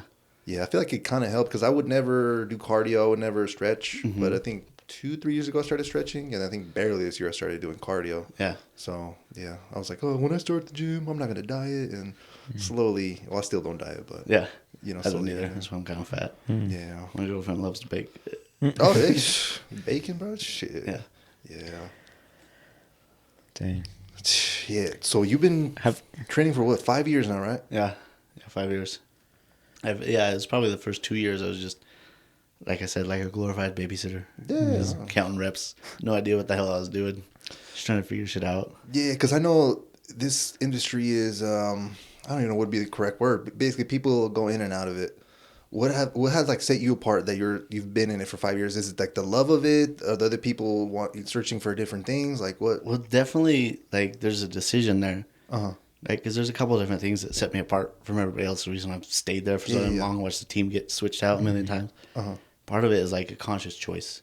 Because like when I was working at Sheet Metal and I was drinking beer every day and I had that beer, I'm like, what's my life going to be like if I keep drinking for the next 5 years, right? Like when I'm 25, what am I going to look like? What am I going to be like? Be a fucking raging alcoholic that hates his life. You know what I mean? Like, it's a dark path. I don't want to go down that, right? Yeah. And I realized too, like I could do anything, and if I have to work the rest of my life, like if I'm going to be a functioning human in this world, I got to work. Yeah. Even if I go off grid, I'm gonna be working every day just to live. Like that's like we're cursed, right? We gotta work every damn day of our life. So I might as well do something that I could actually enjoy or find purpose in. Gotcha. And that's when I like found like personal training and coaching and all that shit. And then somewhere along the line, I was like, fuck, like what am I doing? I'm just some dickhead telling people what to do. I have no idea what the hell I'm doing or what I'm up to, you know? And it's like, shit, well, I can either stop this now, go find like another trade, because like I'm going to be a blue collar worker. Yeah. If I don't do this, you know what I mean? Like go find something else and start like a career in that and make some money, or I can take this and run with it as hard as I can, see what happens. You know what I mean? Kind of like an all-in mentality almost, right? Yeah. Okay. And here I am fucking 5 years later, and I'm still doing good. No, you're killing it, yo. Decent money. No, you're definitely the most busy one. Yeah, I see. yeah. I have a bunch of clients that love me, that love lifting, right? That's dope. Yeah, and then Was there any misconceptions when you started that you were like, you thought it was going to be different, but it ended up being either better or worse? Like when you started the whole physical training or strength training? I don't know. I mean, it's definitely different than I thought. Like it sounds nice, right? Because you're like, oh yeah, this is I'll just go into the gym and watch people work out, tell them what to do, and move them around, this and that. And then once you start to get into it, it's not for everybody. It's kind of exhausting. Like you asked me if I had like a social battery earlier. Yeah. And definitely do. I used to be a lot more social on the weekends, where now my whole job, I spend 4 days talking, 12 hours a day, socializing with everybody, saying hi to everybody at the gym. Hey, what's up? You know what I mean? Talking to my clients, learning about their life and this and that. Sometimes when I get home, I don't even want to talk to my girlfriend. You know what I mean? She's like, hey, babe, how was your day? I'm like, good. Anything funny happen? No. Like, you know what I mean? Just leave me alone. I don't want to talk. And then even on the weekends when I got like social obligations, I'm like, oh.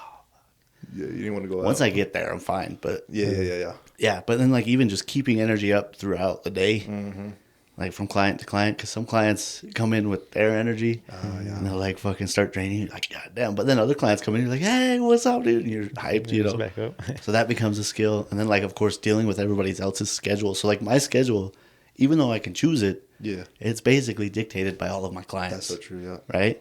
So it's like I got to figure out who's scheduled where and this and that. And then some people will get hurt. And then other people are having issues with their billing. And then, like, then on top of that, I have certain requirements I got to do every month as a trainer at EOS. You know what I mean? Mm. And, Gotcha. yeah, it gets really exhausting sometimes. Yeah, I bet. Yeah. I'm pretty sure there's probably a lot of times where people like flake and they're like, yo, fuck that, I'm not pulling up to the gym. Yeah, What do you do like when that happens? So that's kind of changed. In the beginning, I was kind of like, oh, you know, it's good, it's all right.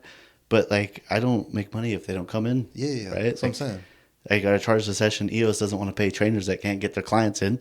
So they pay me less for sessions that I don't actually train. They don't verify, right? Yeah. And, yeah, at first I would, like, do my best to try to get them motivated and fired up to come in. And where now I'm like, all right, that's cool. Do you want to get strong? Do you want to lose weight? Like, what the hell are you doing? You're not doing what I tell you. Like, you know what I mean? Like, you don't have to. Because, like, I tried for the longest time just try to light a fire under everybody's ass. Yeah. And that gets super exhausting because, like, it's the whole fucking stupid shit where it's like you can lead a horse to water, but you can't get it to drink. Right? So I started putting all that shit on my clients. It's like, yo, I'm going to tell you exactly everything you need to do, but I can't do shit for you. It's all on you. You know what I mean? And so when you're not getting results, don't look at me. Make sure you're doing everything that you're supposed to. You know what I mean? Yeah, that's so true. Yeah. Yeah, That's a lot. yeah. Have you ever had to fire a client before? No, sort of. Sort of. Not really. I've never really like fired a client, Yeah. but I did finally like confront them on their bullshit because you. they, you know, they're just negative, complaining all the time about their life and this and that. They sent like a big old email to their boss, and their boss replied. Their boss replied because like big like couple page email, you know what I mean? Yeah. Their boss replied to like every single point that they made, and I finally just looked at him and was like, dude, I think you're just being a victim. Shut down, fucking walked out mid-session, didn't talk to me forever. Wow. Yeah, dude. Yeah, so like I've had times like that where I like called my clients on their shit and they can't take it. Yeah, you know yeah. what I mean? Like, oh no, Yeah. he's on to me. Would you still keep seeing them at the gym? No, they No. disappeared for a Oh, while. they They just- came back. We ended up kind of making up, you know, Okay. being able to talk it, work it out. They were still kind of how they were. Oh, but- yeah. No, that's actually hella cool. I bet like I would personally feel like a little daunted, I guess you could say. Yeah. Being like, yo, man, like you're a victim. But like you said, your job's somewhat a little bit of therapist sometimes where you have to. Dude, it's so much. It's kind of ridiculous. Yeah, sometimes, you probably hear know? some crazy shit too. Oh yeah. Well, I'm gonna tell a little crazy story. I won't use their names, but All right, like, yeah, let's see. I was training a couple. They were separate, right? But Okay. they were dating. And one guy, I'm calling Bill. Okay. I'm gonna call the other one Cassie. Okay. Right?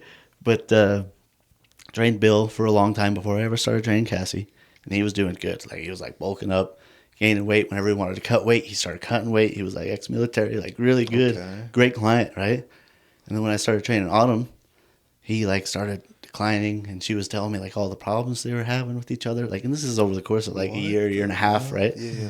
I'm like, that's crazy. Like, and he never told me anything he was doing or wrong. He was just like, dude, Autumn's crazy, right? Like, fucking, I don't know.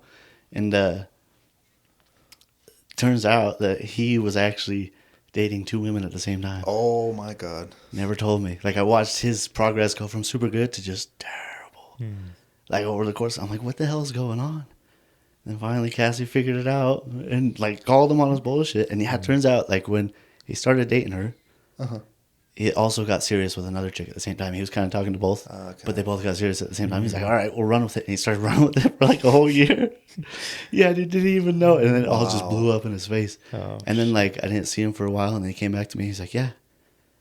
He's like, Spilled so the beans. I guess you heard. And I was like, yeah, how are you doing? You doing all right? Like, what happened there? He explained it to me. He's like, dude, you would not believe the amount of relief I felt when it all came out. I was like, how are you juggling two chicks? He's like, I don't know. I don't know how I was living, dude. You know what I mean? Because, like, I never knew. He never told me. You know what I mean? And I was trying to keep it professional between both of them, too. I was like, hey, man, like, I think you guys are good. You got problems, got to work them out. But yeah, it turns out. Yeah, that's wild. Yeah, dude, crazy shit like that. It's insane to me that how much I was impacting his own progress, though. Oh, like, yeah. Just, well, it's because, like, could you imagine trying to live 2 lives like that? Yeah. Like, living a lie, like, starts to eat at you. It's like, if you're a decent human being, like, if you're, like, a sociopath, you don't care. You don't feel that shit. But, like, if you're, like, a normal human, when you're lying, like, that greatly, like, you're like, hey, I love you. You're the only one in my life. We're going to build love together. You know what I mean? But then you're saying that to another person. Like, there's going to be some dissonance. There's going to be a part of you that's always, like, just clawing at the back of your mind. Like, we have a conscience. You know what I mean? It's like, hey, dude, what the fuck are you doing? Yeah. Like, and I'm pretty sure that's what killed him. And he's like, yeah, dude, like 100%. He's like, it just got to the point where I couldn't function anymore. Damn. And when it all came out, he's like, oh, dude, it was amazing. And then when I trained him for a little while after that, he did great again. Oh, wow. Yeah. Well, there you go. That's some unexpected advice. Yeah, you cheat is going to fuck your life up. Dude, it really does. You know what I mean? Like, Yeah. at least it wasn't me. Like, I couldn't do it. Like, if I ever cheated, dude, I think most people would have a conscience. I've had dreams where I've cheated on my girlfriend. Woke up crying, like, fuck me. Why would I do that? What the hell? You know what I mean? Yeah. Like, I couldn't do it. And if I did, I would have to tell her. I'd be like, I can't hold on to this. Oh, yeah, nah. You know what I mean? That's funny you say that because my girlfriend sometimes gets dreams that I cheated on her, and now she's pissed at me. I'm like, I do shit. That's happened to me, dude. I was like, what the fuck? Dude, they get mad at you for shit that they've done wrong. Man. It's like, what? Like, that's not even me. You have to sit there and, like, break it down with them. You're like, okay, so you're mad at me because you're doing A, B, and C. Mm-hmm. Like, yes, I love you. It's like, fuck. Yeah. Does your girlfriend ever get like jealous that you're like training all these people? Like, I feel like that got to be tough, yo. Well, I'm kind of lucked out too because she realizes I'm at a gym, right? And like the 2 jobs that like people are most likely to cheat is like fucking nurses and personal trainers. Fuck, right? my girlfriend's a nurse. Yeah. Same. But she knows I'm at a gym surrounded by attractive women all the time. I train a lot of attractive women. You know what I mean? But in her mind, she's like, fuck, I better fucking stay on top of my shit. My game better be fucking top notch. Otherwise, he's going to go fuck around with some other bitches. You know what I mean? She's like, so she's in the gym hitting it. She's strong as hell. Like, yeah. That works out. Good. Yeah. So it's like, yeah, we worked through that. She used to get kind of jealous, but she's turned it into like a motivator, you know? No, that's good. Yeah, because I can't imagine if I had started, or we started doing that, I feel like our girlfriends would be like, you're going to train that? And then if she's, like you said, some attractive lady, yeah. Like, yeah, it's, down. That's good, though. Yeah. Hell yeah. How long have you been in a relationship for? Fuck. Like 4 years. Oh, I think it's 4 years. Yeah. Yeah. 4 years. Yeah, we've been living together for like 3 or 4, almost 5. Wait, I'm 26. Yeah. I met her when I was 21. Oh, there you go. Dude, it's been a long time. Long time. Yeah. She thought she's older than me, and she thought I was she thought I was older. I was 21 when I met her. She was like 28, 29. Oh, wow. She thought I was 26. I asked her because I thought she was like 26. And I asked her, and she's like, "Oh yeah, I'm 28, turning 29 this fuck, is it March or April? I don't know." But she's like, "I'm turning 29 soon." I'm like, "Oh." She's like, "How old are you?" I'm like, "How old do you think I am?" She's like, "I don't know, 26, 27." I was like, "Yeah, 26."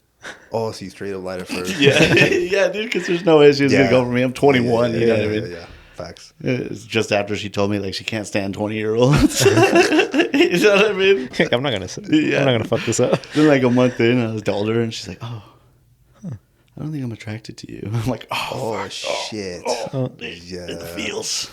Now you, hey, but you we're still ended up breaking up. Yeah, exactly. Yeah. She was attracted to me. She just lied. No, because I ain't gonna lie. I thought you were a little older. I'm not gonna say like 30 or no shit, but like I'm 28, he's 29. Yeah. So yeah, I've gotten that a lot forever since I was like out of high school. Yeah. As soon as I started growing hair on my face. It's the facial hair usually. Yeah. Well, like before I didn't have a beard. I just had like a goatee. Right. It looked like Captain Jack Sparrow kind of shit. But people always thought like I was like 30 or older. Right. Even when I was a kid, I was always hanging out with my older cousins and shit. That's you. You know what I mean? Yeah. Nice. Okay. And what's next for you, JJ? I know you said off the pod that you're wanting to increase more like your social presence. So is like online training that's going to be a thing now, or well, sort of. No, it's just I want to be able to use my social media presence to help generate traffic. Okay. So that whenever I go independent, I still have a flow of incoming clients, right? Because I have like a good solid group of loyal clients that'll like follow me anywhere. Yeah. Right. But most of those guys, I don't really need to train too much or too often. I'm just basically managing their programming, making sure they're still progressing. You know what I mean? But like if I were to leave EOS, I'd need some way to keep business flowing in. And so like social media, if I even would just build a big enough presence just to be known, Yeah, well like a known brand or around something. here, then that would help me just find more and more clients. Right. When you go independent, do you usually still work out like at a gym and you just Yeah. go with them, or do you have like your own setup? And So like you could go to like another gym, like not like a big box gym, but like just like a regular either powerlifting gym or just some hole in the wall gym. Typically you can, I don't know exactly, but you work out a contract with the owner of the gym, Gotcha. where you essentially either pay rent as a trainer, or you pay a certain fee every month so that you can bring your clients there and train them. They don't need a membership, you know. It's basically between you and that gym owner. And you can do that with multiple gyms too, you know what I mean, depending on whether your clients train. gotcha. That'd be cool. The end goal is to eventually have like a place of my own. I would love That'd it. be so sick. I would love to have That my own was gym. so sick. Yeah. Hell yeah. I've always wanted that, and even Alex too. But at one point, I mean, we have the space technically, but it doesn't make sense. 'Cause Right. we can invest all this money into it, but it would just be me and him that use it, but Yeah, I guess you never know because equipment is expensive, yo. Yeah. We probably need. It really is. not It even is. that. And then you're paying rent every month for. That's true. if it's just for Yeah, us. you got to find a way to pay the fucking bills. Exactly. So Yeah, maybe Yeah. something down. it's because I obtained a third shop, and for a while I didn't really know what to do with it, but I obtained it just to have basically the space to grow into. Hell yeah. If we grew Yeah. pretty big last year, and for a minute I didn't know what to do with it. I was throwing ideas at Alex, but I was like, a gym just doesn't make sense. But it's always been something that we'd have always wanted to do and be dope just to. It would be dope. have, I feel like but- part of it is also not having like experience on how to run like a gym. Like that's Right, You know what right. I'm saying? Like for sure, I feel like for you, you'd Well, that's- fucking excel in that. Yeah, some shit well, that. that was part of the reason why I was like, okay, like how do I become like a personal trainer? How do I make this like a career or actually make it work for a living? You know what I mean? Yeah. And my first idea was like, well, just get a job as a trainer at any gym, and that's where you'll gain your experience, right? Because like right now, I've probably trained about like 7,000 hours, session hours, right? Damn. Over the course of like 5 years. But if you think about it, like any other trade, because the way I see it is like I'm a strength coach, and that's my trade, right? If you want to get strong, want to learn how to lift, become a lifter, right? I can help you, right? And that's what you'll pay me for. That's my service. But like any other trade, to become a journeyman, you need 10,000 hours of experience. Yeah. I'm only at 7. I'm not even technically a journeyman. Yet at the place I work, they're like, "Oh yeah, JJ's the best trainer. He's running That's so what good." I'm And this and that. thinking. Like, What you know what I the mean? fuck? Like I'm really popular. People Yeah, know yeah. me from Yeah. the other EOSs. You know what I mean? And but like I'm still just starting out. When I started, I was like, I give myself 5 years before I figure out what the hell I'm doing, how I'm going to become independent, get my own gym, and this and that. And now I'm at 5 years. I'm like, I got a lot more learning to do. You know what I mean? Oh yeah. It's a journey. You got this. Though. Yeah, for sure. Damn, yo. Well, you have to at least be making more than someone just starting off, though, right? Yeah, definitely. cool. I Yeah, was I'm about to paid as say- like a master trainer. That's like Okay, the highest okay, pay okay. grade you can get. Oh fuck yeah. Okay. Yeah, Yeah, because I was like, "There's no freaking way, bro." Like, Yeah, no, like, definitely. yeah, because it's like if you're gonna hire someone brand new versus you, like the fucking value that you're getting from you is so much yeah, compared to that it's shit. totally different. Yeah. Yeah. That could be kind of scary. I'm thinking as a business expert point, I should say, is transitioning from, it's like having a day job, right, to not, basically. Yeah, But I always put in my head, because I mean, it seems like 5 years is quite a bit, but in your industry, I mean, it could be 20 years before you actually master it. But I just remember, like I was telling Alex, the guy that basically kind of inspired me to get the shop was always like, that's one thing that his biggest regret was waiting. I think it was like another 5 years. He's like, if I would have started my business 5 years ago, like I would have been, He would have been fine by now. yeah, completely different space. Wow. And so he kind of got me to, basically move on it. Right. But at the same time, with your kind of thing, it's one of those tricky ones too, where it's just like, Yeah, like it's you really quit and then tricky. now what? It's like, where do you keep getting people? Because you might have like a pool of, like you said, 40 good people that you can keep going, but it's like, how do you keep growing it? It's, Yep. I guess, the Yeah. social media. Yeah, that's essentially the idea. Is try to get something to you. generate some clients. Do you, most of your clients right now, are they referrals or does the gym just throw them at you? Like, how's that Well, work? so like most of the clients that I have now, I've actually personally signed up. But Oh, that's usually shit. like when you start as a trainer, the gym sells training for you and then just book people with you. You know what I mean? You train them. Do you make less on those than the ones they hand you? No, you just don't get commission from the actual agreement. Like when you sign somebody up, you can put yourself on the commission, and then you'll make bonus money from There you go. the agreement that they signed, right?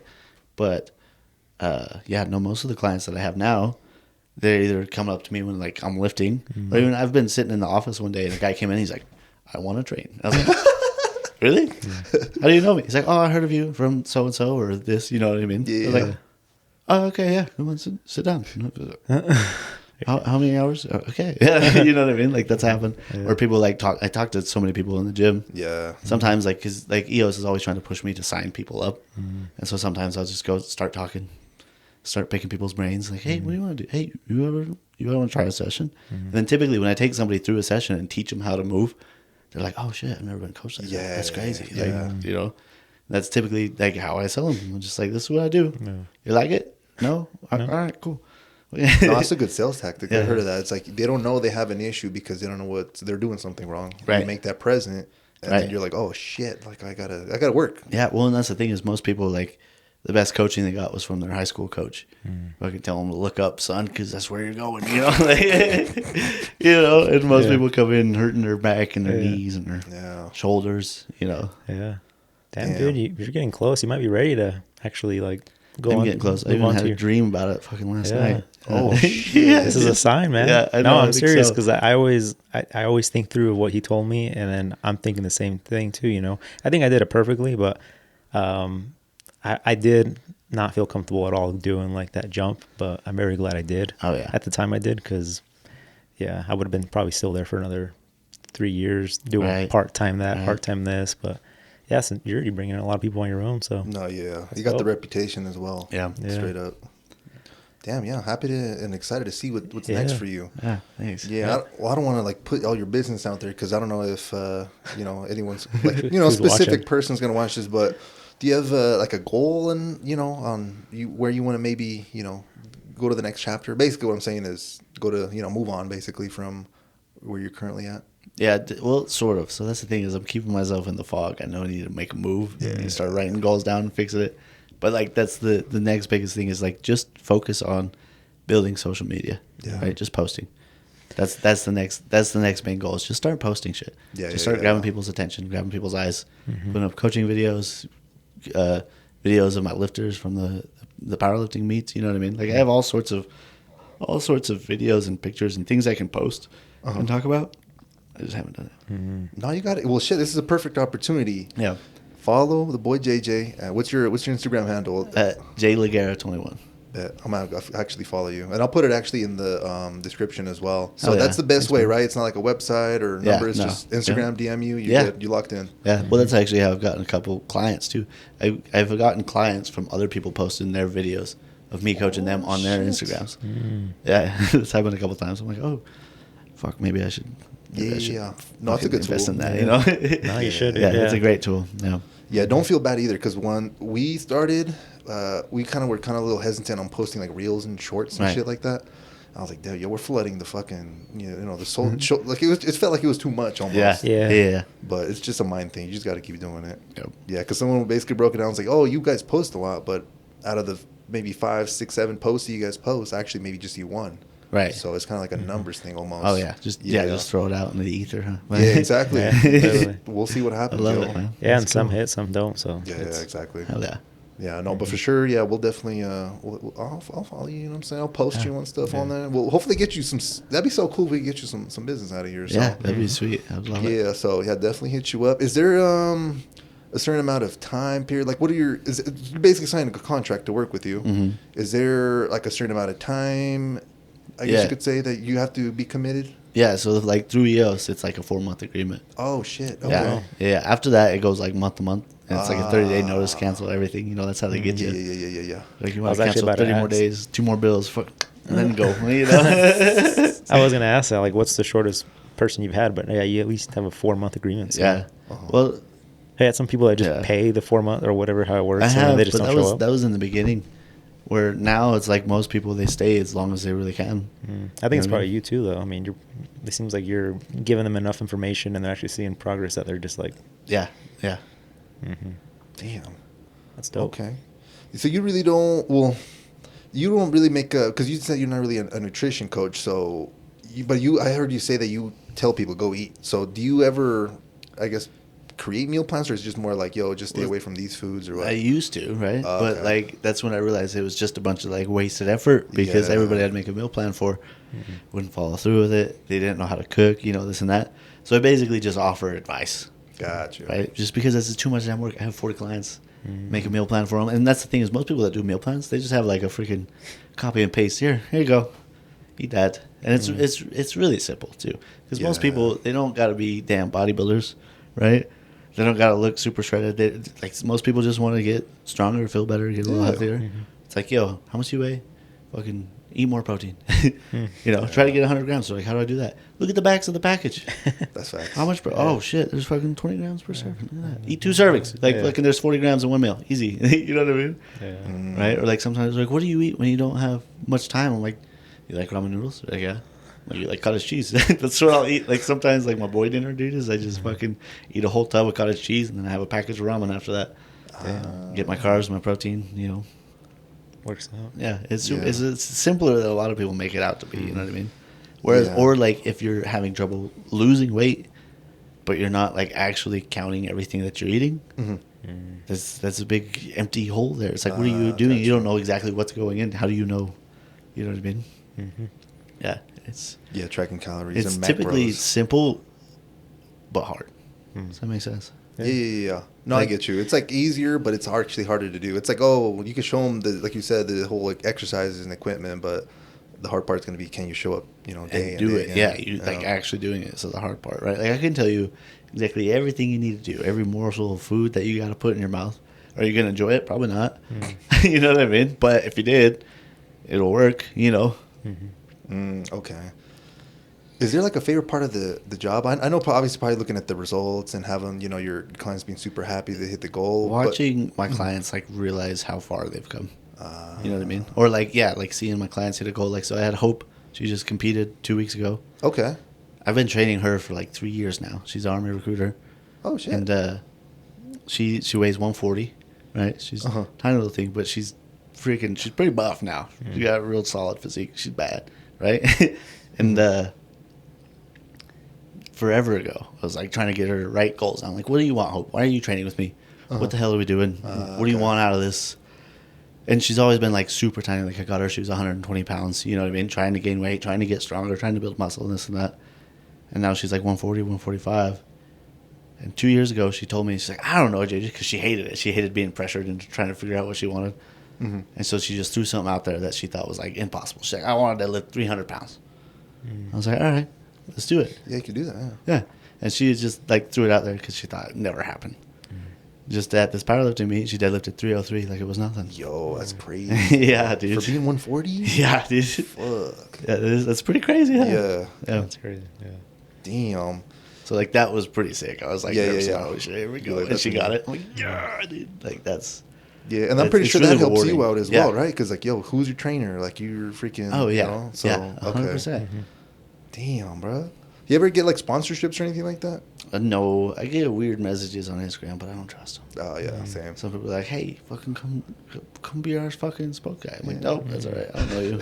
Hey, we'll give you the I'll watch 10% you. discount code. Yeah, dude. Yeah, 10%. that's what they be. Well, back in the day, I've seen that shit a lot. Yeah. Anyone was like an ambassador for a brand. Yeah. Like, use code Alex10 for 10% off. Shit, check out. Shit. Well, let's get into. Well, what do you think about like performance shit? There's people that I don't even know what the fuck is out there anymore. These people doing like fucking some shit called trend.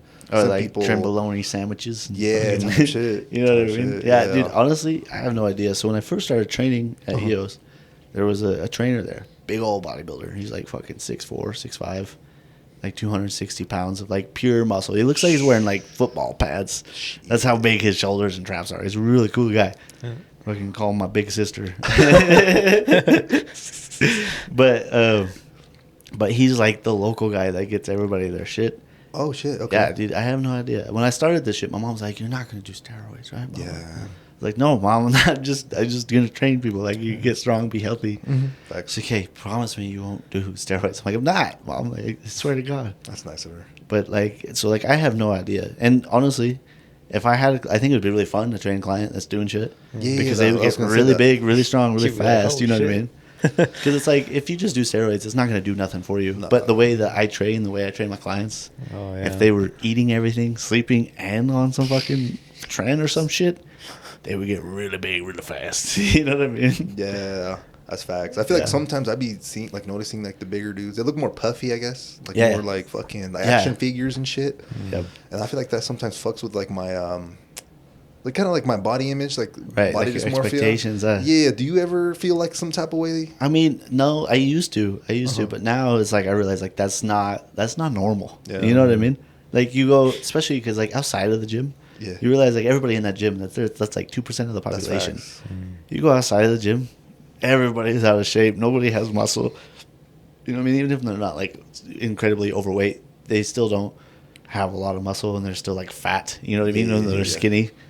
And they're also like they're not strong. They can't just pick up a cooler full of fucking beer and toss it. You know what I mean? Like simple shit like that. Like it's Got you. so like yeah, just knowing that that's not normal. The part that bothers me is people will come into training expecting that.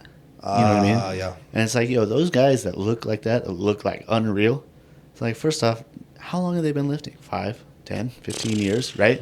Yep. How long have they been juicing? I don't know, 5, 10, 15 years, somewhere around there, right? How long have they been like scrutinizing every little morsel that goes in their body? Fucking 5, 10, 15 years. Like this long Yeah. fucking time. Most people come in, they want to see results in like 4 weeks, Yeah. 8 weeks, 3 months. It's like, yo, like take the body that you want, all right? How long do you think that's going to be? Like, I don't know, 6 months. I'm like, let's like fucking quadruple that. Try 2 years. And then see how close you are. Got you know what I So mean? you have to reset their expectations as well. Yeah. That's the part of part the that job. bothers me about that. Because everyone, because even that guy, he was a trainer, right? He would tell all his clients that he's not on shit. And he's like, That's fucked up. obviously he is. He fucked looks up, like yeah. fucking He-Man. Dude. Like, what the hell? That's how he's getting people signed up. dude. Oh, it just drives me nuts, you know? That's why I like fucking, what's his, what is it? More plates, more dates. What's his name? Derek? yeah. I love him because he's always calling people out on their bullshit. It's so true. You know what I mean? Yeah, like that Liver King fucking guy. and shit. Yeah, I dude. remember Like that. that's not normal. Nobody looks like that, Yeah. except for maybe a few black people. Some people Dude, have some crazy ass It's genetics. the genes, yeah. So like every once in a while you get a freak, right? Yeah. Like some people will walk into the fucking squat rack, squat 405 first day, no problem. It's like, what are you? You're not human. That's not normal. You know what I mean? Have you had a few of those people that you trained? Sort of. I have a young guy. He's really fucking strong. We took his squat. He had terrible form. We took his squat from like 225 all the way up to 500 in a year. He was fucking 15 when I got him. Damn. He squatted 495, deadlifted 555, and benched 305 when he was 16 years old. What the hell? Yeah, dude. So like kids, young guys, like once like if they're like just fresh over that hill of puberty, it's like you start training them properly and they fucking accelerate like crazy. They get really fucking strong. And I told them, I was like, dude, by the time you're 20, you're probably going to be stronger than me. That's You know what I fucking mean? Because crazy. they're basically on steroids. Like their growth hormone, the testosterone, everything's peaking. So if you capitalize on that and make them lift heavy, eat a shit ton, they get really big, really strong, really fast. Do those people plateau faster though, like a younger age? I'd say? No. Since they no. no, Well, they that's the they can thing with like barbell training is you can fucking train for 20 years. Like my crazy ass goals that I want, I plan on maybe getting close to them when I'm 35. That's like 10 years from now. You know what I mean? Okay, yeah. Like you can spend 20 years lifting a barbell and still getting stronger, even though it might take you fucking 4 to 8 months to get another 5, 10, 20 pounds on the bar. Yeah. You're still getting stronger. Does that make sense? Yeah. Yeah. That's all. Damn. There's bro. hope. Yeah. There's hope. Well, yeah, it's like as you get stronger, it becomes harder to continue getting stronger. Yeah. Does that make sense? You get diminishing Yeah. returns. The more you got to put in, the more you got to manipulate the training variables, the more you got to eat, the more you got to sleep, you know.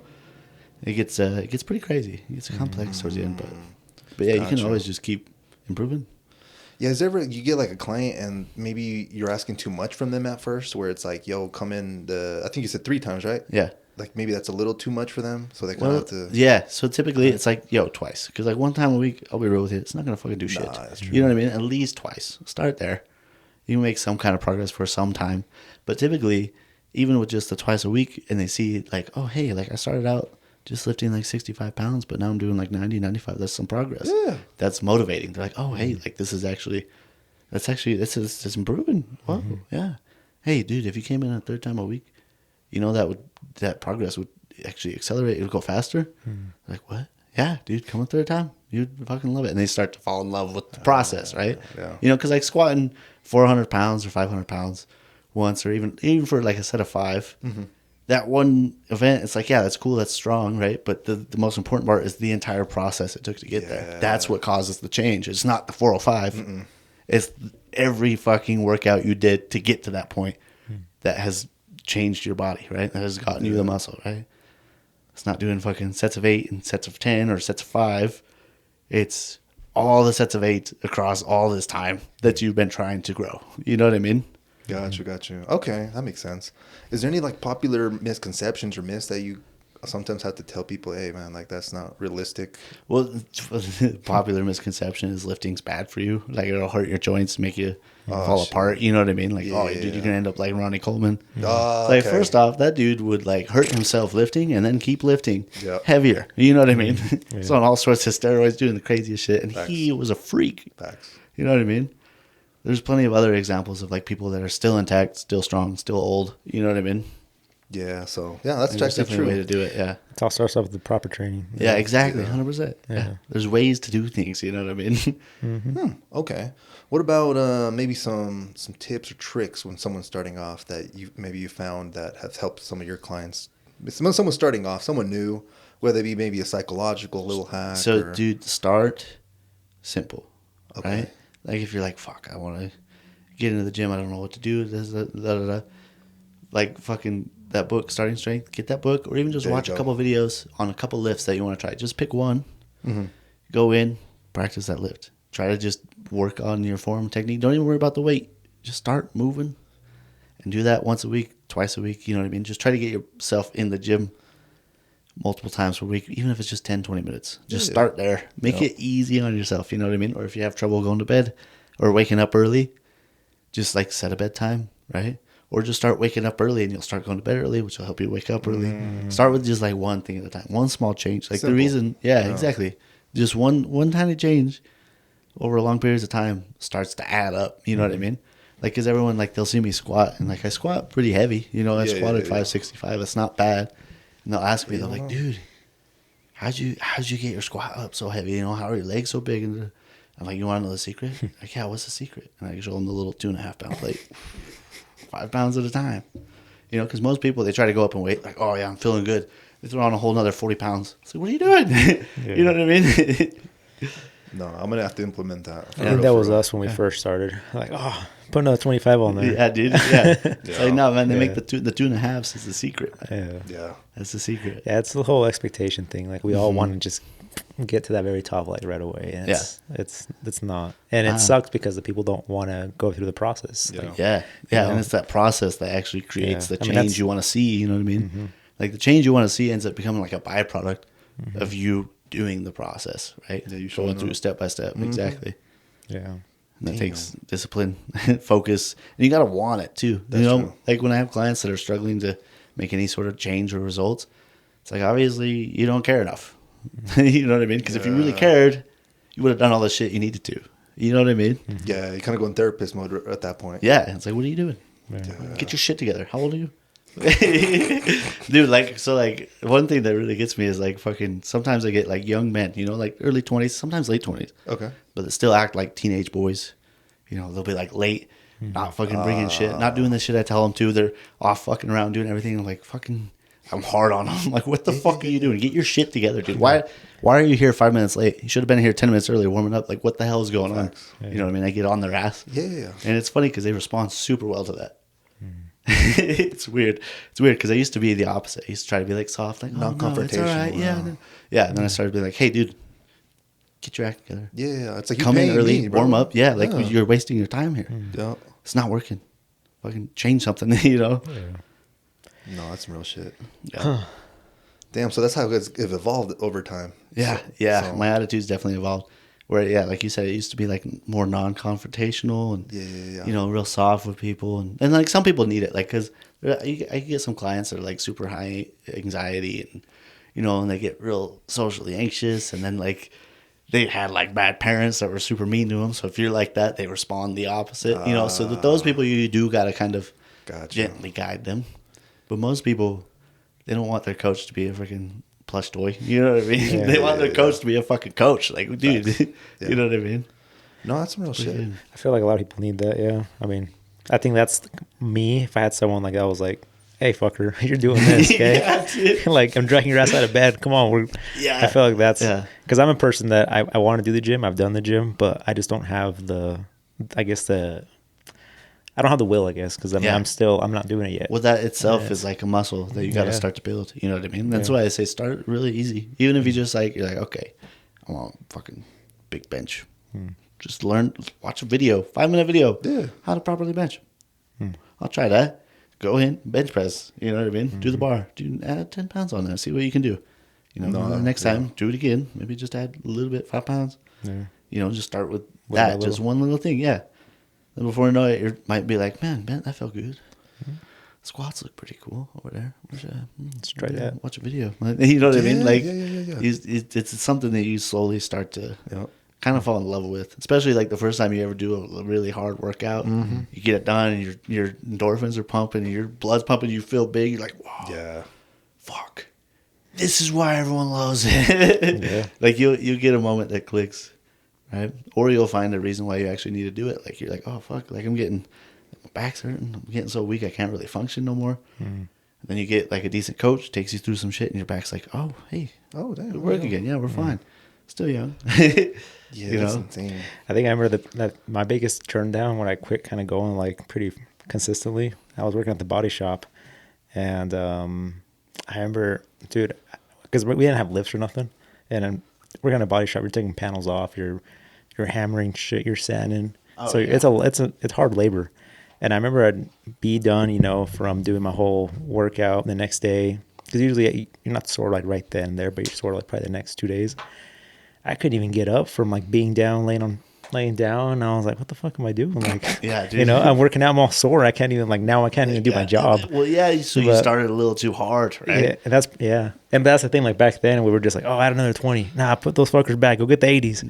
And you know, Yeah, dude. there was a guy next to us. He was just like smirking, like as he was lifting, because these guys were just like, "Nah, put the fucking 65s back. Go get the 80s." And we were just going like because we were just trying to be, you know, this is like when we were probably like 21, To be honest, around so there. like that's one thing that always cracks me up, and I love it. Like whenever I see like the young guys in there, and they're like all on the bench, all getting hyped up, like, yeah, dude, just throw it on, see if we can do it. They're like, Yeah. you know, Yeah, no, that was us. it's like hell yeah, you go, Yeah. boys. Fucking, And you'll I- learn. and I- You'll figure it out. Yeah. Keep You'll working. figure it out. Yeah, That's facts, though. yeah, Yeah, I feel like I don't know. Well, now the thing is, I'm just too invested into the business. So, like, Right. But I mean, like I've always said to people, if you really want it, you can make the time for it. So yeah. I know yeah. I can make the Exactly, time. right? You understand that? Like Yeah. you're like, yeah, I would like it, but these things are more important. These things take priority. Yeah. You know what I mean? So you make sure all this is taken care of, and then maybe if you got some extra time, or if you're like, or you really do start to need it, Yeah, then it might become a priority. You know it's what I going to mean? become a priority that way. I think first before me, Probably. just going out of Yeah, my way because I'm definitely. like, yeah, my body. I mean, going to be turning 30 here at the end of the year, but and then it's like, Old oh man, shit, huh? yeah. It's like I gotta go, you know, get this core a little. Well, stronger. yeah. Well, that's the thing. As you get older, you know, your body, you start to lose your muscle. Your Yeah. bones start to get weaker and shit. And see, my mentality is the other way. I'm like, I got to start figuring another way to make more money or get myself out of doing this job instead of me like thinking like I should just go get stronger to keep doing this job. Right. I'm more like, I got to figure out a way how to get the fuck out of here, but not go to the gym. Yeah. But Yeah. yeah, I need to just, it's obviously better for your health just to stay Yeah, fit. And definitely. even if it's not like you're saying like big bodybuilder, like it's just, some people just want to go and at least be fit that you can Yeah. pick up. 100% like you Yeah. were saying, like the 67-year-old dude, he's fucking feeling better already. Like that Yeah. shit is Yeah. crazy. Yeah, no, he loves it. He loves training now too. You know, because he lives up in like a old people home up on Monroe. Oh, And, Oh shit. Okay. that means And that old. he realized he's like, well, it's like it's kind of like just like old people housing. I guess. Yeah, What's, yeah, what's yeah. an not exact- escape too? It's At like this point. semi-assisted living. Yeah. Well, he realized, he was looking around. He's like, yo, all these people here are just waiting to die. Yep. Oh yeah, He's it's like, like, fuck this. What do I do? You know. So he went to the gym. Good for him. Shout out Kevin. Yeah, dude started like growing, you know, because he just got out of a crazy ass marriage that he hated for like fucking years. You know what I mean? Turned into a completely different person over the course of like 3 years. I've been training him. He's been coming to the gym for like 3 years now.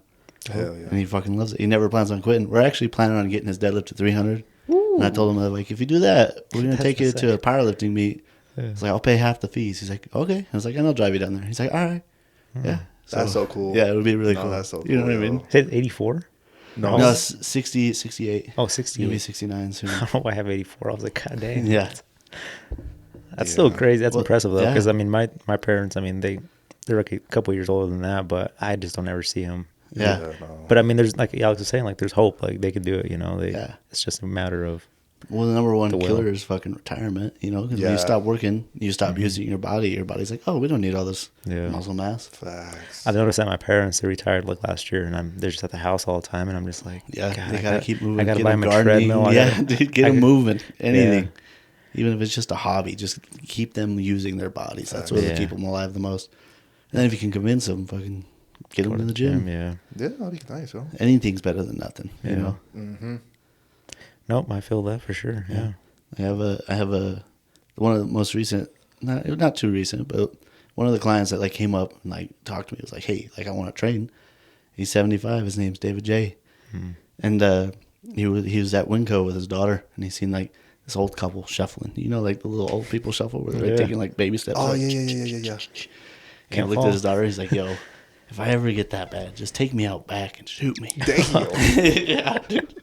Make it quick. yeah, he's like, just shoot me, just end it. He's like, because Yeah. I don't want to live like that. You know, he doesn't want anybody wiping his ass. Yeah, we And- talked about that. I told Alex, I'm like, I don't think I ever want to live to be like that, you know? And Right, So and it's, lifting can help prevent that. You'll Yeah. be walking till the day you die. You might just fall over dead, you know? yeah. But like he started to notice he plays racquetball. He started to notice he couldn't hit as hard. His Mm-hmm. strength was waning, you know? And he literally just sees me like a half hour every week. And I just started making him deadlift. He was able to squat, so I got him start squatting. You know what I mean? His deadlift, he's 75. He's up to like 155 pounds. Wow. And he's feeling a lot better. He moves a lot better. He's like, yeah, it works. That's awesome. Yeah. Probably had some years to his life, like literally. Yeah, Yeah, yeah, that's 100%. crazy. Yeah, staving off death, you know? Well, that's hella important then. Yeah. It really is. It really is. Mm-hmm. Well, if you think about it, like before all this technology and all this comfort, Uh-huh. like your ability to move and do shit is what determined how you lived. You know what I mean? The shelter you got, the food you got, the water you got. Like you had to be physically able to do things Yeah. and shit all the time. Like your body had to work. Yeah, And there's we no other evolved option. to adapt to it. Yeah. Like it literally like makes your health improve the more you use your body, you know? Of course you can run it into the ground too, Yeah.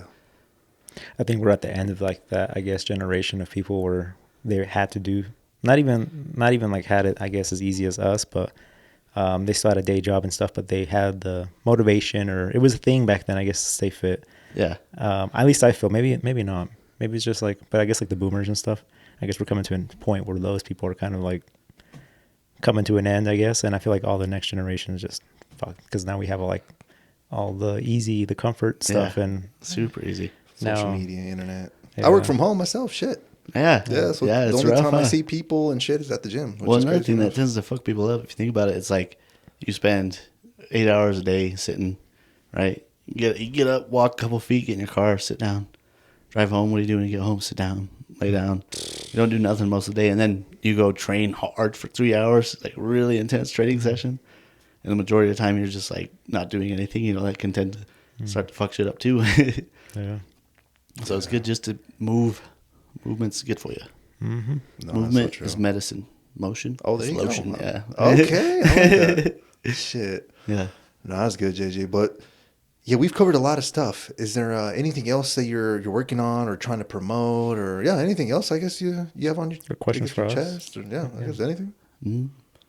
No, nothing really on my mind. Just That's good, fucking man. hanging out. Thank Yeah, you. can you believe it's been 2 hours already? It's been 2 hours. Isn't that shit nuts? dude. Always by, That's huh? actually cool. Yeah. I think this is your first podcast, right? Yeah, this is my first time. I'm so glad. Yeah. Yeah, no, it's cool. So I'm you actually guys- really glad you were open minded, and Oh, you yeah, he didn't dude. even think about it. He said yes. Yeah, well, it's like fucking anything local. Yeah. Like I support, dude. I fucking the fact that you guys have a little podcast studio going on and you're just doing shit is it's amazing. You got a shop out here. That's sick, dude. Yeah, appreciate we'll have to the show way you. it If, you into cars or no? Oh yeah. Oh, Well, yeah. sort of. Not really like car geek, but like for me, I can't afford a mechanic. So any issue I have, I do it, right? And like before I got into fitness, before I even did sheet metal, I was planning on being like an automotive tech. Oh shit! for like a dealership and shit. So, but then I failed a drug test. So, Hey, this is what it is. Yo. Hey, sounds like life is going better anyways. Than, yeah, Yeah. it's fine. Yeah, you don't want to be a mechanic full time at least. Yeah, legit. Yeah, Yeah. so now I just fix all the shit that we have problems with. That's cool that you have that ability. It's super nice. You know what I mean? Because like the shit that I do on my girlfriend's car that I'm working on right now would cost me like anywhere $500 to $1,200 to get it's it done. fucking expensive. Yeah. But when I do it, it's like, oh yeah, it's $200. Just a part. Yeah, Well, just a literally. part. Switch it out. It's a pain in the ass sometimes. You want to Yeah. punch the Big damn dent in the fucking side of the vehicle, dude. Yeah. It's always like one stupid little bolt or fucking one Yes. stupid clip that won't go back in or come out. You know what I mean? It's always not having the right tools. That's- Yep. And then you run back and forth to the fucking. Yeah, that's a whole shit show. No. We just want to say we really appreciate you, JJ, for pulling up on the podcast. It's been really entertaining, and I learned a lot actually. Yeah, I very never watched knowledgeable. this. Yeah, I appreciate you, man. Yeah, That's, super Yeah, I was knowledgeable. real nervous at first. I don't know what I said, but I hope it. No. I hope it wasn't No, stupid. dude. No, I feel like a lot of people can relate to this kind of like podcast, I guess, for like this kind of Yes. topic, because I feel like a 100%. lot of people always have had the thought of the gym or have been in the gym thing and kind of fallen out too. So Yep.